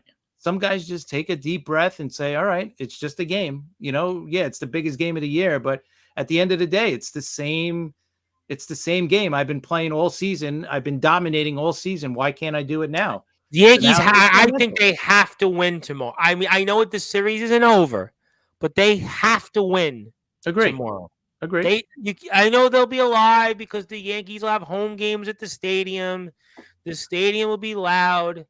But I look, again, not saying it's over, but you don't want to. That's a one I feel like this could go into a sweep because it's just it's a swing game, and it's a swing game within a swing game because Yankees win that game, you're feeling good. Dodgers, you feel will probably get tomorrow 1-1. You're comfortable. Now, though, it's almost like I got to win now. I don't want to go down to 0-2 at home. Yep. Yeah, no, you're absolutely right. It'll be like 2001 with Arizona, right? They lost the first 2 games in Arizona, got crushed, came back in New York, won 3 amazing games back to back to back. 3 gutty games, yep. Right? And then they lose game 6. They get blown out in game 6. And then game 7, yep. They had that game, right? Soriano hits the home run off of Randy Johnson to give him the lead going into the 8th inning. And Rivera, I think, retires the 8th inning, 1, 2, 3. And then, what happened in the 9th inning. So they don't want to get into that kind of a situation. So how long do you guys, from Joey's standpoint, think that Stanton can continue this run he's been on? I don't know. Hey, I hope for another 5-6 games. I'll say it that way. Because he's the only one that's really been consistently doing it for his team. And if he doesn't, think about it. If he didn't do it tonight, we would have lost in 9 innings. It wouldn't have been. So if Judge doesn't get it together and Stanton can't continue to carry the load, we're done. We're done. And then the Dodgers win. I'll say that right now. Oh, absolutely. Yeah. Those guys have to get it done. Chris, listen, we talked about this. It's Judge. He's just got to take a deep breath. He's got to get all this stuff out of his head. He's got to stop putting the pressure on himself, and he's just got to hit like he could hit, and that's it. But if that doesn't happen, the Yankees are in big trouble, and we know that. So that's what I don't know. Maybe Stanton's got to talk to him. Somebody's got to talk to him. I don't know. He's the captain. You know what? if you're in that locker room, what are you guys saying? You guys are the baseball analysts. You guys are the experts. I mean, what are you guys doing? We've all played at some level, right? Mhm. We've all played at some level, right? Well, I mean, I've been in the political world in close elections, so I mean, Okay. I can tell You you know. being in one election, it was Stephen Saperstein, the Democratic primary, was 202 votes, and we went to mail-in ballots for weeks. So I mean, I can tell you another election, it was 790 votes. So another one was 13 votes. So I can tell you Wow. another one last year was like 21 votes. So I mean, I can tell you, it's sort of the same premise. You have to you can't dwell on it. You have to hope. You just have to shake it off, and I mean, that's a little different because there you're counting on other people, right? You're counting on votes and stuff like that. But when you're actually the person in the box performing, right? It's just like, well, you do think about though. What I could say is you do think about, could I have done more? Could I have knocked on more doors? Yeah. Could I have called more people? That's obvious with Judge, right? And I think with Judge, but it's the same premise. Are you thinking about? I'm 6 for 37. Oh, he's thinking about that right now. That's what I'm saying. Joey though thinks every game's going to be epic like this. Joey doesn't feel what I'm saying. He thinks every game's going to be a classic. It could be. Absolutely, I agree. I don't know. I look at it like this could be a blowout tomorrow. I just kind of because my gut didn't like to lose the way I lost tonight. Rodon he's hit or miss. No pun intended, but he's literally hit or miss. You guys spoke about him on the podcast. You guys talked about him on the podcast. Yeah, I've seen him. We've seen him pitch really good in the playoffs, and we've seen him get shelled in the playoffs. So, I think it comes down to, listen, he's thinking about the numbers right now in his head, over and over. I'm pressing. I'm doing this, whatever. So, I think it comes down to, just like when all of us have been in a slump playing Little League baseball or whatever sport you played, it's this, without a doubt, we've all gone through a couple of games that are obviously nothing like this, but we've all gone through a couple of games where we're not hitting, and then you get that one hit, and it just kind of frees you a little bit mentally, and it makes you breathe a little bit, like, oh, okay, I could do this, right? And that's what I thought. Listen, I told on the podcast, I even told it to Rob. I thought Game 4 against Kansas City in the division series, he looked much better. He looked relaxed. He got a big hit. He just looked more relaxed. He was taking pitches. He wasn't swinging and everything. But if you look at these series, we're here with Chris Pizzaia and Rob Maraska. They are the host of the New York MLB Talk, which you can catch on Spotify, other places. You can also catch it throughout the week via the Listen Live button on sportswireradio.org. I'm your voice, figuratively and literally, where all sports matters and all wrestling matters here, the Reverend Tom Bryce. But, I mean, you can look at it and say, though, Yankees beat Kansas City, but they struggled offensively. They beat Cleveland. I mean, they struggled. They were okay at times offensively, but it was mix and match. And tonight, they struggled a bit as well. So this Yankees team won, but wasn't like they were overtly impressive in the two series. And tonight, lost a gun puncher. First game ever decided with the walk-off grand slam. Yeah, no, that was definitely a gut punch because that's a game that they had, and they had their best relief pitcher on the mound to get 5 more outs. And they couldn't close it out. Couldn't do it. Thank you, Joey, for tuning in. We'll see you soon, Joey. See you back on. Good deal, Joey. That was Joseph Bostrom. But, I mean, look, we'll see. I mean, we see Billie Jean King's, I think, on the screen now. I see. But obviously, Dodgers are all pumped up for good reasons. But you'll also have first pitch 8:08 tomorrow also, right? First pitch 8:08. And we have, is it Monday, Tuesday, Wednesday, right? 3, 4, and 5, right? Yep. Was it Monday, Tuesday, Wednesday? Wednesday? They're off Sunday, and then Monday, Tuesday, Wednesday. The weather's supposed to be perfect. Yeah, I saw it. But 80 on Tuesday and Wednesday again. It's Indian summer. Crazy. It's supposed to no be rain. No rain for a month. When was the last time, right? We've seen rain. I ain't complaining, man. As a newspaper carrier outside, I hope it never rains. Actually, it rained for like 5 minutes at like 5 o'clock in the morning yesterday. Like literally, it was hot And then all of a sudden, for like 5 minutes, it rained, and then it was like, boy, I guess it's not 80 degrees anymore. It was like went from like I was sweating to like, oh, I'm cold now. So Yeah. yeah, it hasn't rained much at all. But look, I'm sure it'll even out. So it'll be cold here in New York Saturday and Sunday, but Tuesday and Wednesday will be beautiful. Supposed to be upper 70s. I think Monday's near 65, which is fine. Probably chilly first pitch, but Tuesday and Wednesday are in the 70s. But that's just kind of been October. October's been a great month. So hopefully the Yankees can get it together and win tomorrow and make it a fun series. But I got to ask, because Rob Moroska is the Grim Reaper, and I only have a little more time here because I don't want to dwell on, for Chris's sake, the Yankees losing tonight. I can't spend the next hour talking about this Yankee loss because even I'm going to get a little agitated on it. But speaking of World Series, Fernando Valenzuela unfortunately passes away at the age of 63, if I'm not mistaken, right? 63. Yes. And World Series heroes and guy 1981. Obviously, came out of thin air, right? Rookie of the Year, World Series MVP, right? Was he a World Series MVP and Rookie of the Year and Rookie of the Year, Cy Young Award winner also that year. That was the strike shortened year too. And he passes away, and it was Fernando Mania, right? And pitched a no-hitter also in his career, and all-time Dodger great, passes away. What are your memories of him? Well, of course, I saw him pitch. You remember his pitching? He always looked up to the sky.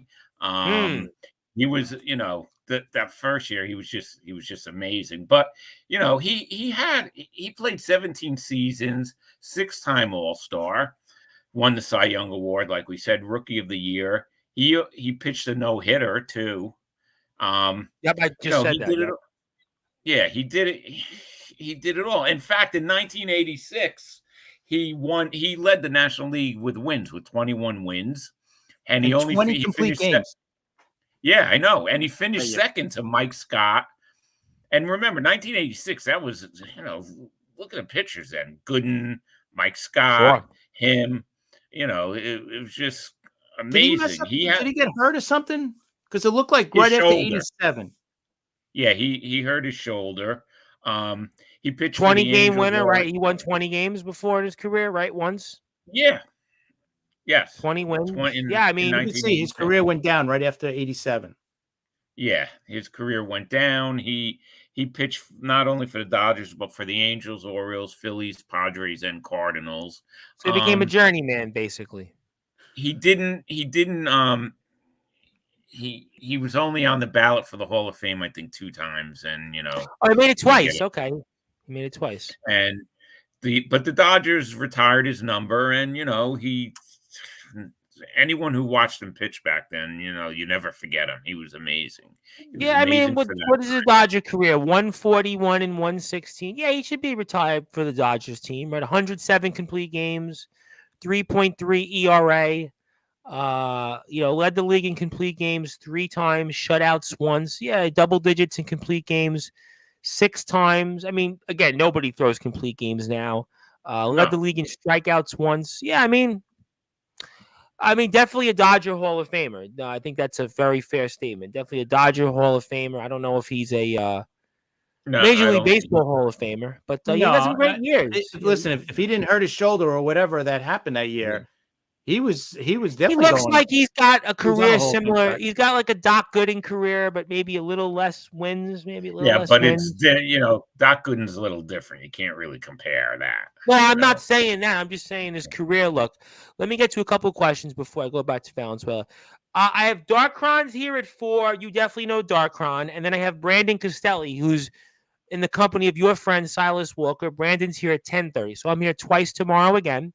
I was back with the UK wrestlers for the first time in 5 months. We had an event where we were supporting called Autism is Awesome with James Barris of CCW. We had a nice little 20-minute conversation there. So I'm here twice on Saturday. And thank you. Zilla is going to definitely be here for that. Joe Dell is in the house. Joe Dell is alive. Joe Dell is here at midnight. And hopefully the clock doesn't strike midnight on the Yankees. But Valenzuela passes away at the age of 63. Anything else you want to say on Valenzuela before I go to the next eulogy coming up here? You have another eulogy? I have. The New York Mets. Another Yankee pitcher. So who's the passed Yankee away. pitcher? Who's the Yankee pitcher? Rudy May. Okay, He, Rudy May. Was He he was 70 80 years pitcher? old. He pitched in the He 70s? led the league with in the ERA 2.46 when he was with the Yankees. Oh wow, okay. I didn't know that. But he was a career 152 and 156 record. But George Steinbrenner actually liked him. Journeyman, kind of, right? Journeyman. Yeah, pitcher? yeah. Not middle of a bad rotation career. guy. Nothing. Not an ace. 152 and 156, but a 3.46 ERA is pretty good. But he, pitched some in relief, started. Not a bad career. Not a terrible career. Hey, less than 17 years. That's ERA with the Expos. That's a great career. When you last that long, even if you stink, that's still pretty good.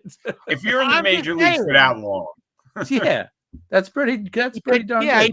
He really pitched 16 years. He pitched 15 and then didn't pitch for 3, but he had a good career. I mean, I guess it's a better career than I looked at. I mean, he got a lot of years under 3. Pitched for the Yankees a couple of times, twice. Yeah, not a bad career, I guess. It's got a losing record with a 3.46 ERA. That's kind of weird. That's very that means weird. He played for some bad teams, so. Yeah, but he pitched for the Yankees. He pitched for Baltimore. Baltimore was good. Expos were good. Then. Yankees were good.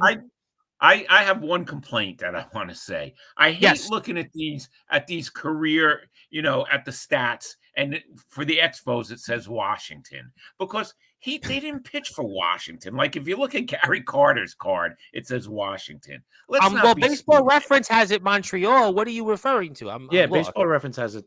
Yeah. Yeah. I'm glad. Yeah, they do, but there's other ones that don't, that have, and they do it for all these teams now. And I think that's ridiculous. I just wanted to say that it's so stupid. Right. Because when they did pitch for them, it was Montreal. It was the Expos. It wasn't. Yeah, I was looking at that today. I forgot what source. Fernando was a monster pitcher. Yeah, I mean, his career was great. I'm not saying those first 8 years he was on a Hall of Fame track. For sure. He definitely was. I guess like a Don Mattingly type, right? Don Mattingly was great for like 5 or 6 years, and then the rest of his career, falls off. I mean, Mattingly got a lot more Hall of Fame consideration, I take it, versus Fernando, But 173 wins today, you might make the Hall of Fame. Was Fernando the first Mexican-born player? Yes. No, right? Oh, he was? No, I think he... 2 no-hitters. I didn't know that. He had 2? Yeah. Because Marichal was what? Nicaraguan? Nicaragua? Puerto Rican, maybe? Was he Nicaragua? He was, Fernando. Fernando was Mexican. I know that, but yeah, he was Mexican. Yes, definitely was Mexican. He was the first Mexican? Fernando? He was the first Mexican for, let's look. Nah, it had to be more Mexican. Juan Marichal was Dominican. Okay. Dominican, that's it. I was going to say, because that wouldn't make any sense to me. That would make no sense. I would think there would be Mexican players before Fernando.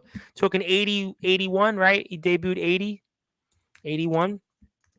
Yeah. I don't know. Like that. Yeah. 173 and 153 with a 3.5 ERA.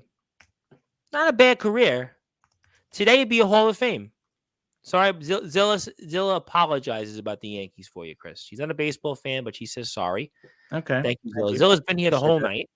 2 no-hitters for Fernando. Yeah, I don't think he's a Hall of Famer. I don't think he's a Hall of Famer. Definitely not. Yeah. No, he's not a Hall of Famer. And Rudy May, you made me think his career was better than what I originally thought, because the ERA was really good. 3.46. Record was probably maybe he deserved another 30 wins, 152 and 156. Fernando's he's the leader in everything, Mexican born. Yeah. It wins. That's probably what it is. I don't say there's a guy named 2,000 plus strikeouts. Right, got 2,000 strikeouts. Yep. It's a good career. Almost 3,000 innings too. Yeah. Well, he won the Gold Glove in '86. There you go. 20 wins in the season. And he was a 2-time Silver Slugger Award winner, 81 and 83. Wow. I'm trying to remember. I remember that he was a decent hitter as a pitcher. But he's got 6 great years. 6 great years. Not a Hall World of Famer. Series champion in 1981. That's right. 2-time world champion, right? 2 times. Is he a 2-time world champion? No, He wasn't a Dodger in '88. No, he wasn't a Dodger. You sure about that? I think he got traded. No, he wasn't a Dodger. No, he was a Dodger. No, he was on the team, but he was injured. Yeah, that's right. He was a Dodger. He was a Dodger 2 World Series. Yeah, but he didn't play in the postseason. But he's got a ring. He's on the team. He's got a ring. 2 World Championships. Yeah, that's like that. That's like DeGrom's got a ring. Yes. Yeah, but he's there. He pitched in that season. But yeah, I mean, look, it's 63. He's a young guy. All right. According to the baseballalmanac.com, there's a guy that debuted in 1933 from Huatabampo, Sonora, Mexico. His name is Mel Almada. Sorry if I ruined this. I'm sure Mel's listening to us right now. The 70+ people watching this right now. Played for the Boston Red Sox. He was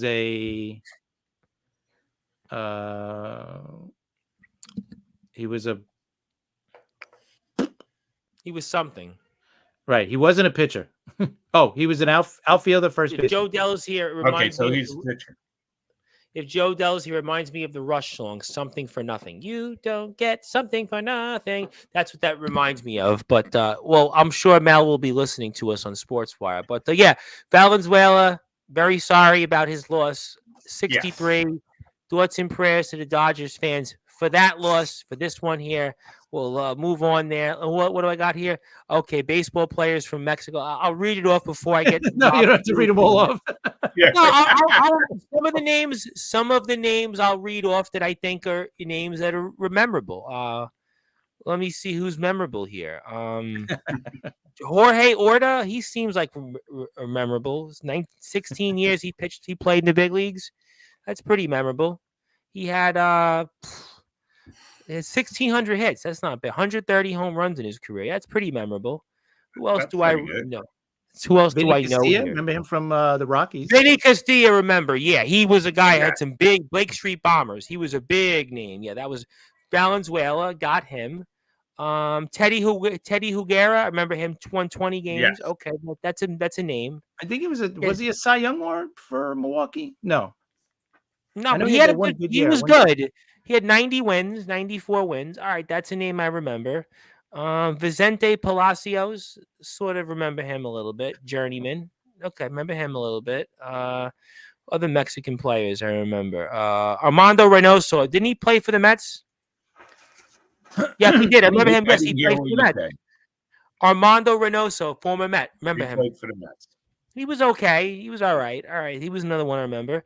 Vinny Castilla, definitely remember him. Yeah, Vinny Castilla had some monster years. Yeah, he had 1, 2, 3, 4, 5 years of 100 runs batted in. But keep in mind, he played for the Rockies. He had 1, 2, 3, 4, 5, 6 years of 30+ home runs. I mean, he's an all-time great Mexican player. I got that.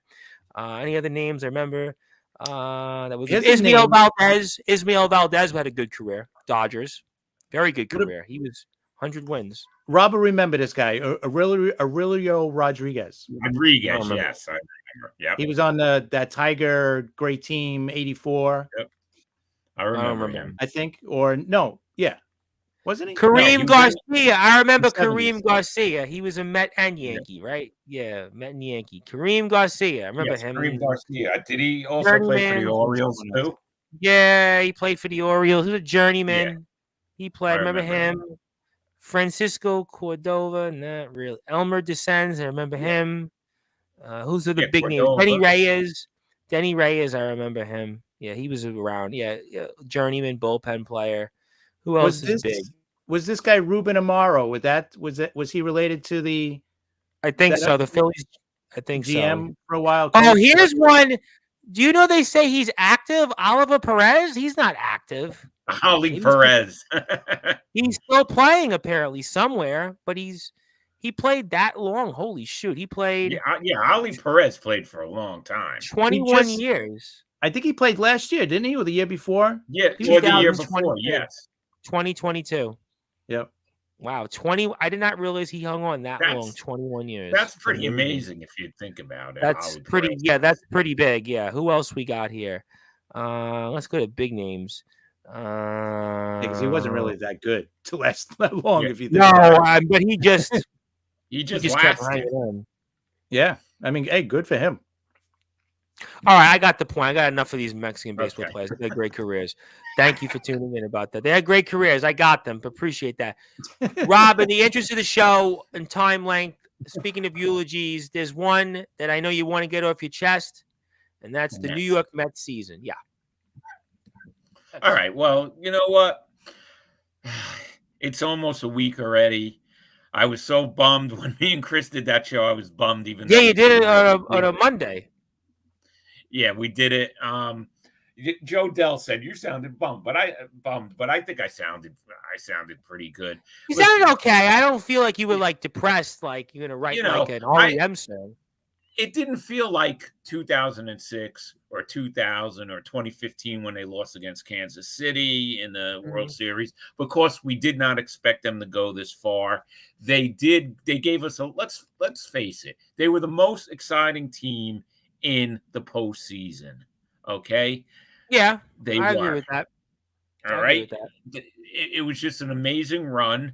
And, you know, you got to be proud of them because they were dead in April and May. They were just dead. And then they were dead even going into the last two games of the regular season, Mets and Braves. They were lifeless that first game of the doubleheader. They were lifeless. Yeah. And then, boom, you know, Lindor hits that home run and they just took off. It was just, listen, it was a fun October. It gave everyone a taste.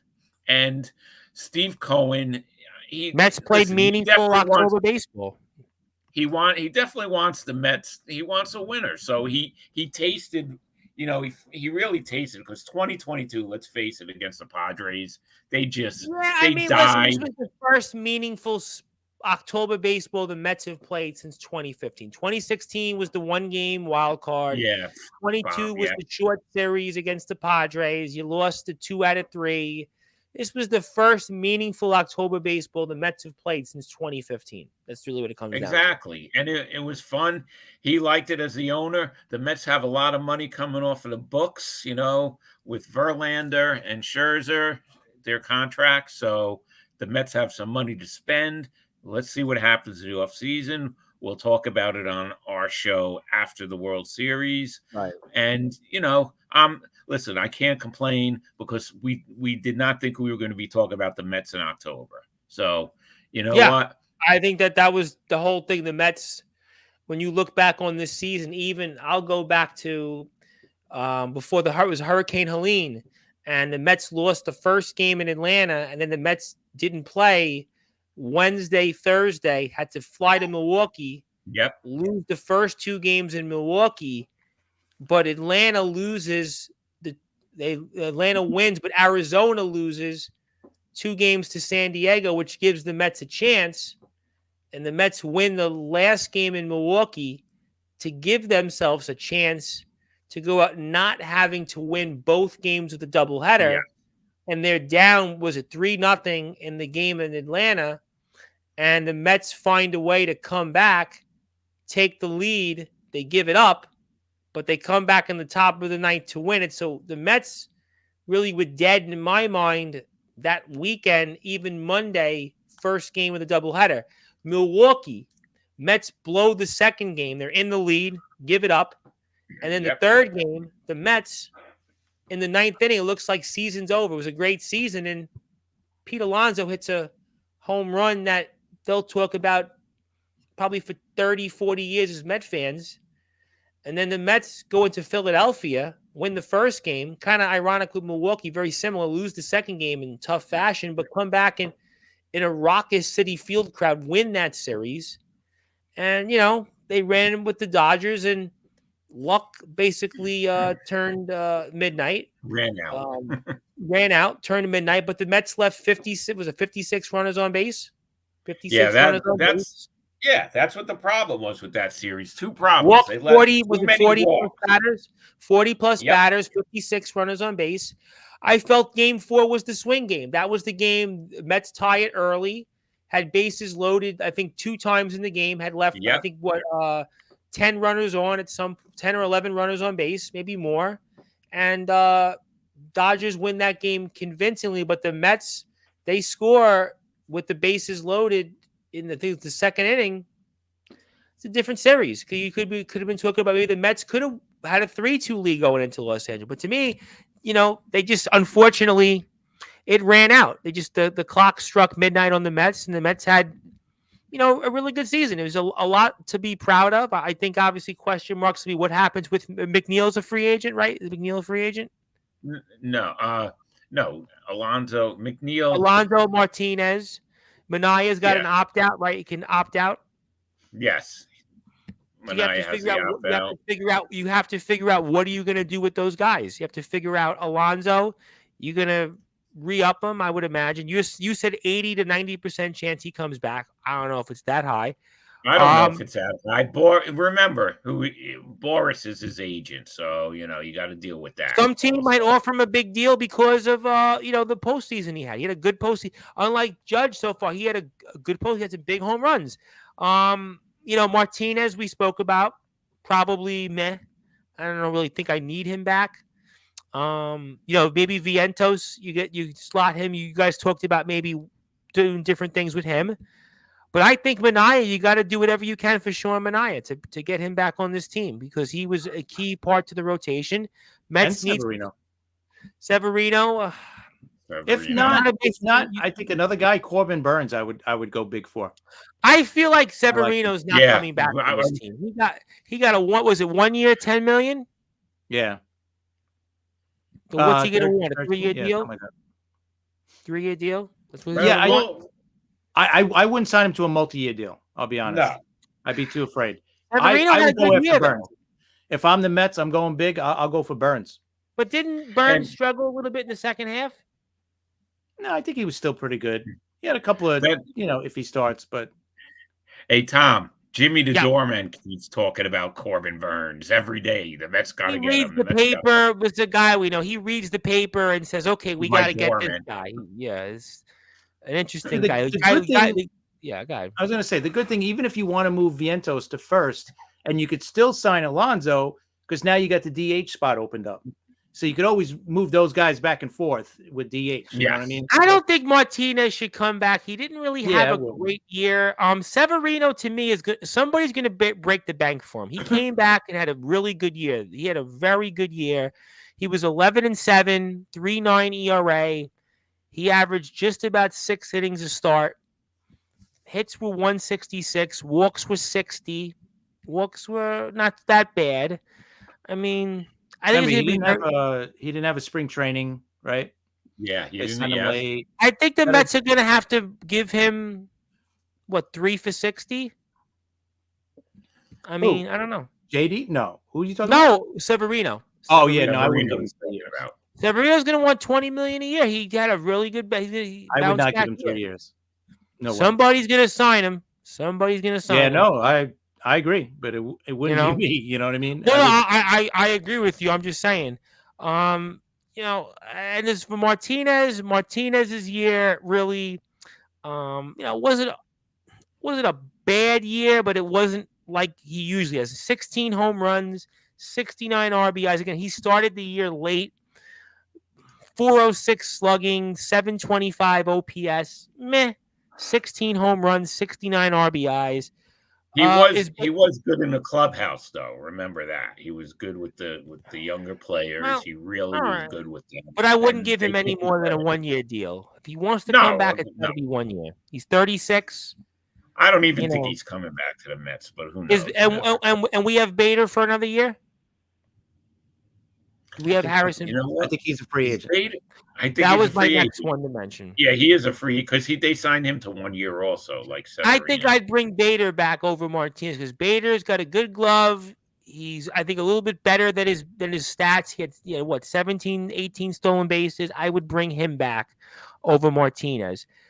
Joe Dell says Chris said it best: 2 games from the World Series by a team that looked like they weren't going to make it to the playoffs at one point. Exactly, and that's the Mets season in a nutshell. The Mets were a team that didn't belong in the postseason, and they were within 2 wins away from the World, and they were winning 1-0, winning 1-0 Game 6. But the Mets, that was the only game that changed leads. Only one. The only one. It was. The rest of these games didn't. That was the only one. But yeah, Mets have a lot, I think, to look forward to. Vientos for a full year is going to be exciting. Lindor had an MVP-like season, won't get it. You want to see McNeil bounce back. I think that's the one I'd be looking at. Alvarez had his playoff was really horrible, but he had a really bad season, but got hot late. He had like 5 home runs the first 5 months of the season, and hit a bunch of them late. You like to see more power from him. Nimmo had an okay year. Okay. Okay. Marte, you have him for another year? Marte another year, yeah. Marte's, again, whatever you can get out of him. You have a lot of guys, what do you get from Iglesias? I mean, Iglesias was a godsend for this team. We look back on this team for this season. That's incredible. Jose Iglesias. How on God's green earth did that guy, he got hit after hit after hit. Well, do you guys think, what's his name, Acuna, and you think Mauricio, you think those guys are going to be starters on your team next year? Well, let's see how he comes back after that injury. We have to see what happens with him. Acuna, I don't know if he's going to be starter, but you know what? He has a good chance of starting in April. We'll see what happens. We don't know. We have to see what happens in the offseason. Remember, they may trade a couple of these guys. So we don't know yet. They might trade Mauricio. Who knows? We don't know.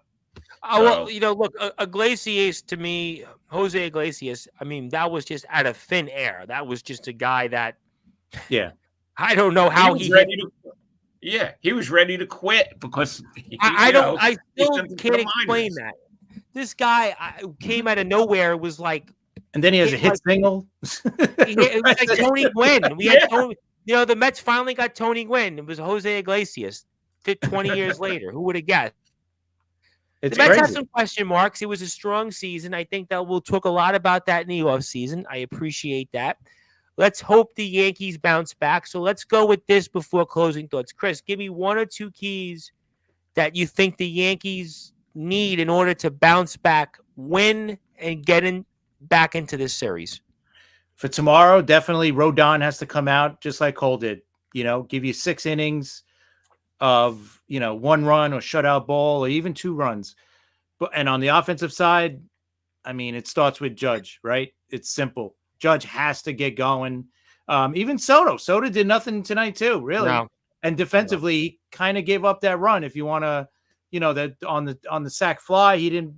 That was if Judge was out there, could he have thrown him out? Maybe, but whatever. But I'm telling you, those 2 guys obviously have to get going. Forget about everything else. Those guys got to start hitting. It's as simple as that. I don't think it gets any more complicated or anything. Those guys got to get going. It's a good point. I want to say hello to my man, Mr. Big Tex, who I know is going to be in my chat a couple of times this weekend and Tuesday, because tomorrow night, Big Tex, your champion, Brandon Castelli, is here at 10:30. And then Tuesday, I think it's at 9 o'clock. That guy, Silas Walker, is going to be here. So I'm sure we'll talk about that in then. But he wants to say this, though. I feel like this World Series is basically who can spend the most money to get players.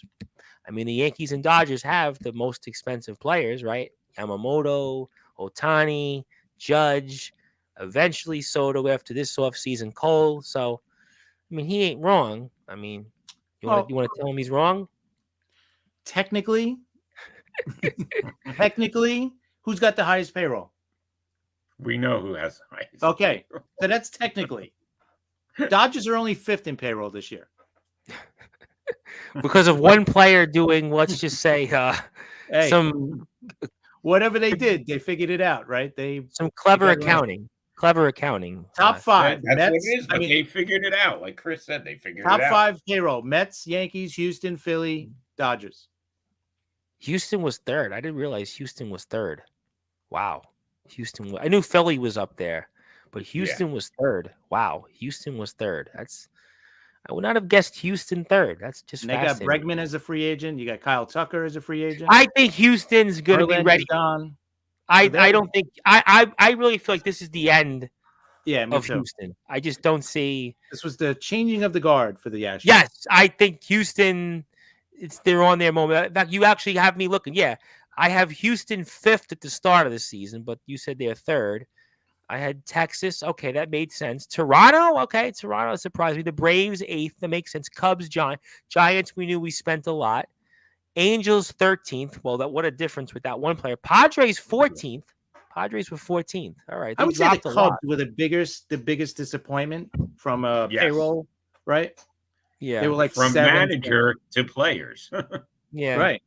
But it's fascinating, though. I'm looking at it. You look at this year, for example, the Orioles 27th were in the playoffs. The Tigers 24th in the playoffs. Milwaukee 23rd in the playoffs.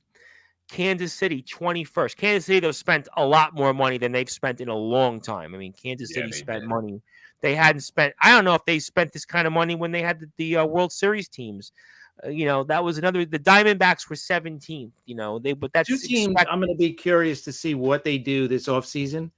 One team, Baltimore, because Baltimore's got the new owner, and he supposedly has deep pockets like Cohen does. Like he's rich in that stratosphere. So I don't know if he's going to spend that kind of money. And also Cincinnati, like now that they got Francona. Yeah, you guys talked about him. And Cleveland was 28th. Cleveland was 28th. Yeah, Cleveland never spends money. No. Yeah, that's the reason why they traded you guys Lindor, because they didn't want to sign him. That's right. Yep, exactly. You know what? They've got to. Maybe these teams have a plan and they stick to it. So it shows you that it works. Cleveland, it works, right? Milwaukee, Cleveland's been a pretty good. Cleveland and Milwaukee. If you look at the last decade, Milwaukee's been a playoff team. They don't go far, but they win. Cleveland's, had some good runs with Francona back in the LCS this year. Kansas City spent a little bit this year, I think that was by design because they're trying to get a new stadium. I think that's a part of it. I think, Detroit will be interesting to me because they had a really great season and they're a big market franchise. They have spent before, right? And Baltimore, I think Baltimore, you hit the nail on the head. Baltimore is the biggest wild card because isn't Minnesota getting a new owner? Right, they're up for sale, or they were talking about possibly selling 20th in payroll. I don't know. Minnesota 20th in payroll, and Joe Dell says Lindor takes up most of the payroll. I don't think so. The Mets were $230 million. Where did you see? A lot of it was Verlander and Scherzer. Yeah, but they didn't make $100 million a year each. So Verlander and Scherzer were what, $40 million. So Lindor is what, $30+ million. So the other guys you spent. Yeah, let's see. At the top, it's Lindor at $34 million. Then Marte makes 20. Alonso makes 20. Is just Nimmo makes 20. Nimmo, well, Nimmo's a homegrown guy, Met guy. Mets fans love Nimmo. Well, think about it. The money that you retained, you were paying Scherzer this year $30 million, Verlander $25 million, James McCann $8 million. Oh my God, James McCann was one of the worst Met free agents. $63 million of money that players are not on the team. Well, those are names that just horrible names, just horrible. Think of it this way: Senga was getting paid $15 million, and what'd he throw? One game for you, or 2 innings, whatever it was. That game. Not even a game. Not even a game. That's baseball for you. But I think we got the point on tonight. I'm sure we'll talk a lot about the free agents off season. We'll talk about the NFL. I don't know if we'll talk the NFL next week, but the following week we'll definitely talk some NFL because I have a feeling I'm still going to say Yankees are alive by next week, by next Friday. Yankees will be, Dodgers are still competing. So I'm sure recap some of that. That'll be Monday, Tuesday. It'll be by Friday. 6? Friday night? Travel day, right? We have another travel day, right? Thursday's a travel day. Yeah. So I think game 6, Friday night. That'd be big. So we'll talk about that regardless. So we'll talk worlds, probably be more World Series talk, and then we're gonna do a live from the bar. We'll be doing a live. I gotta be honest, I can't. Now wrestling, I get offered all. Can you go to this state? They would stream it because I'll get the views.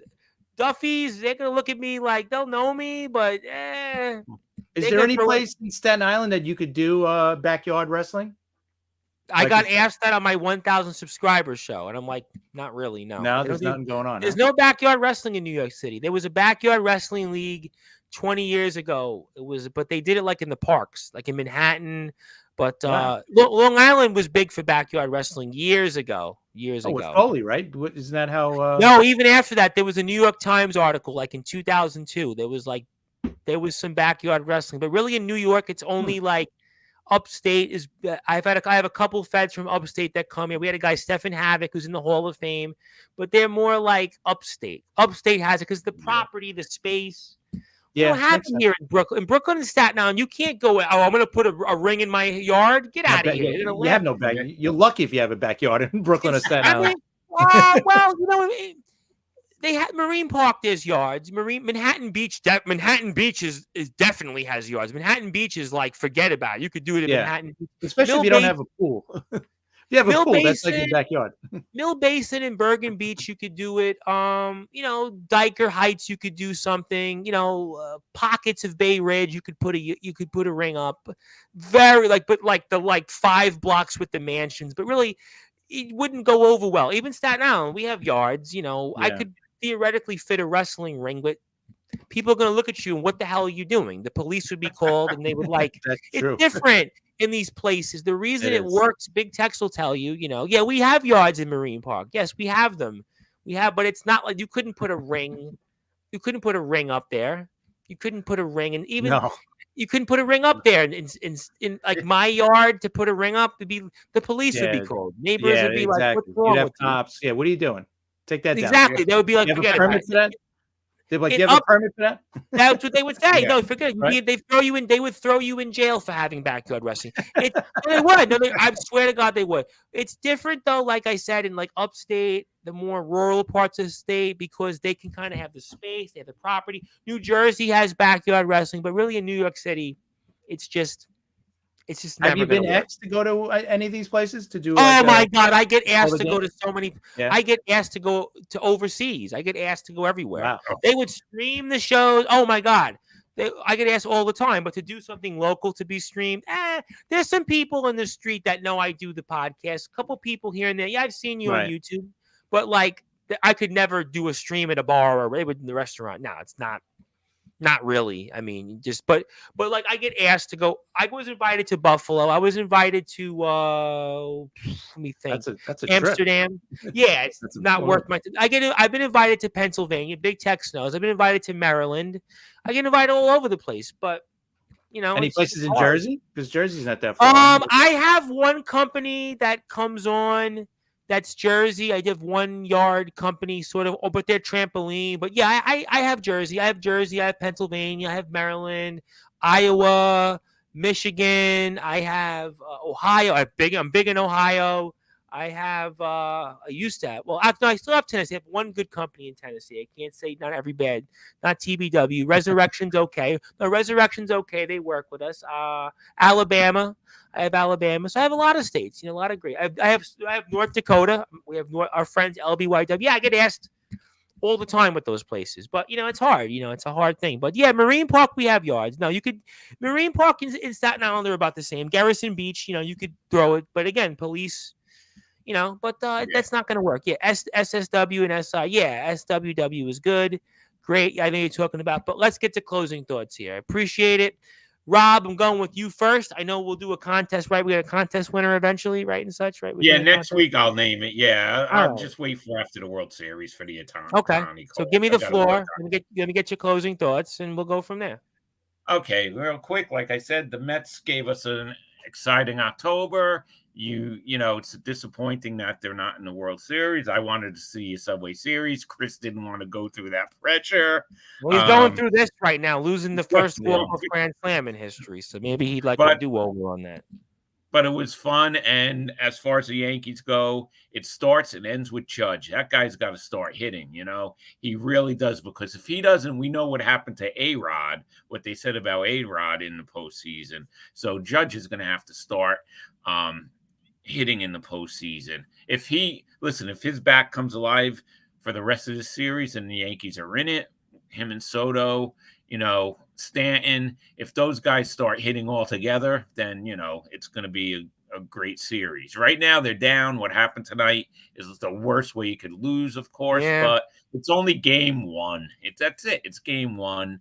They're professionals. Go to the ballpark tomorrow. It's a new day. Start over. Can't go home down 2. No way. It'll be crazy at Yankee Stadium, but you don't want to go home down 2. And that's it. I couldn't agree more on that. I do think it's a big game for the Yankees. I think it's a must win. Rob's on X. He's on Facebook. It's New York MLB Talk as well. Check them out. So thank you, Rob, for that. We'll definitely get into football for sure. Not next week, the following week, because there'll be no real baseball talk after that. So, Chris, I'm going to pass the baton to you, give you some close. I got your Liftoff Jet show. I'm going to play that Sunday. So I look forward to that, as I definitely don't want to talk football right now, especially after the Jets. So we'll just stick with baseball. Hopefully we'll have a Game 6 World Series to talk about. Or maybe the Yankees will win the next 4 games. Who knows? But until then, let me pass the baton to you, give you some closing thoughts. Anything else you want to plug, share, or say? The floor is yours. Thank you, Tom. Rob, great show. Yeah, you know what? I think Rob said it right. It's only game 1. It's only the first game. They got to put it in the rearview mirror. Just that's it. It's over, and move on to game 2. And, like I said earlier, man, Judge has to break out. He has to lead this team to a championship. There's no way they're going to win without him hitting. So I think he's got to be a major part of this team. Him and Soto, Stanton is just unbelievable. So we'll see. And it's got to start with Rodon, obviously, on the mound, just like with Cole tonight. Rodon's got to give you 5, 6, really good, solid innings. No runs, 1 run, 2 runs. That's about it. So it's as simple as that. Hopefully we'll be talking about, if we come on next Friday night, it'd be great. Oh, we'll be here. I'm here Friday night. Yeah. I'm just a matter of, are we talking a World Series Game 6? It would be great. I would love it if the Yankees win in 5. It would be even better. But I have a feeling it's going to go 7. I said Yankees. Yeah, I think honestly, I think the Yankees are going to win at least 2 in the Bronx. So I think we're going to have a Game 6, no matter what. I don't think the Yankees are going to it's going to be a series where this is going to go short. I think the Yankees can win today. I think they can get at least 2 in the Bronx. So I think my gut says we're going to be talking about a Game 6. That's what I think. I could be wrong. I know nothing about baseball and sports, but I'm going to say Game 6 we'll be here for. I'm saying. I'm with you. I totally agree. I think that's what's going to happen. So buckle in. It's going to be. I'm definitely buckling in. Listen, I'm definitely looking forward to it. I've really enjoyed the baseball season, the playoffs. I've watched a lot of it. I really haven't paid attention to the NFL. I know what's going on, but I'll probably pay attention to it more after next week. We'll talk more football. And I know guys like Alan Michaels want to join us for football, but I'm like, listen, I'm talking baseball right now. So we'll see what happens.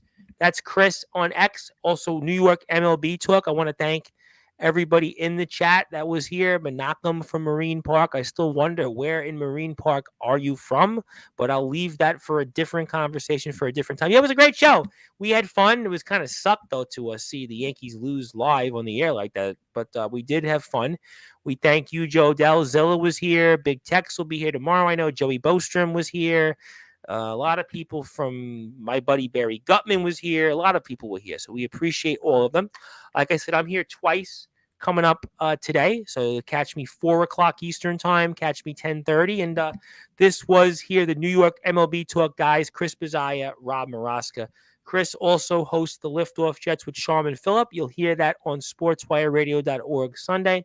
And Rob is also our longest tenured analyst, the Grim Reaper of Sportswire Radio. And my name is the Reverend Tom Bryce, your voice figuratively and literally, where all wrestling matters and all sports matters. And if you're on sportswireradio.org, you're going back to your regular scheduled programming. But until then, good morning, good afternoon, good evening, wherever you are on Sportswire Radio. And Joe Dell, thank you for putting our intro and closing music to the New York MLB Talk. Enjoy that. Yeah. Definitely hosted by Rob Maraska and Chris Bazaya. But until then, I'll see everybody tomorrow, and good night.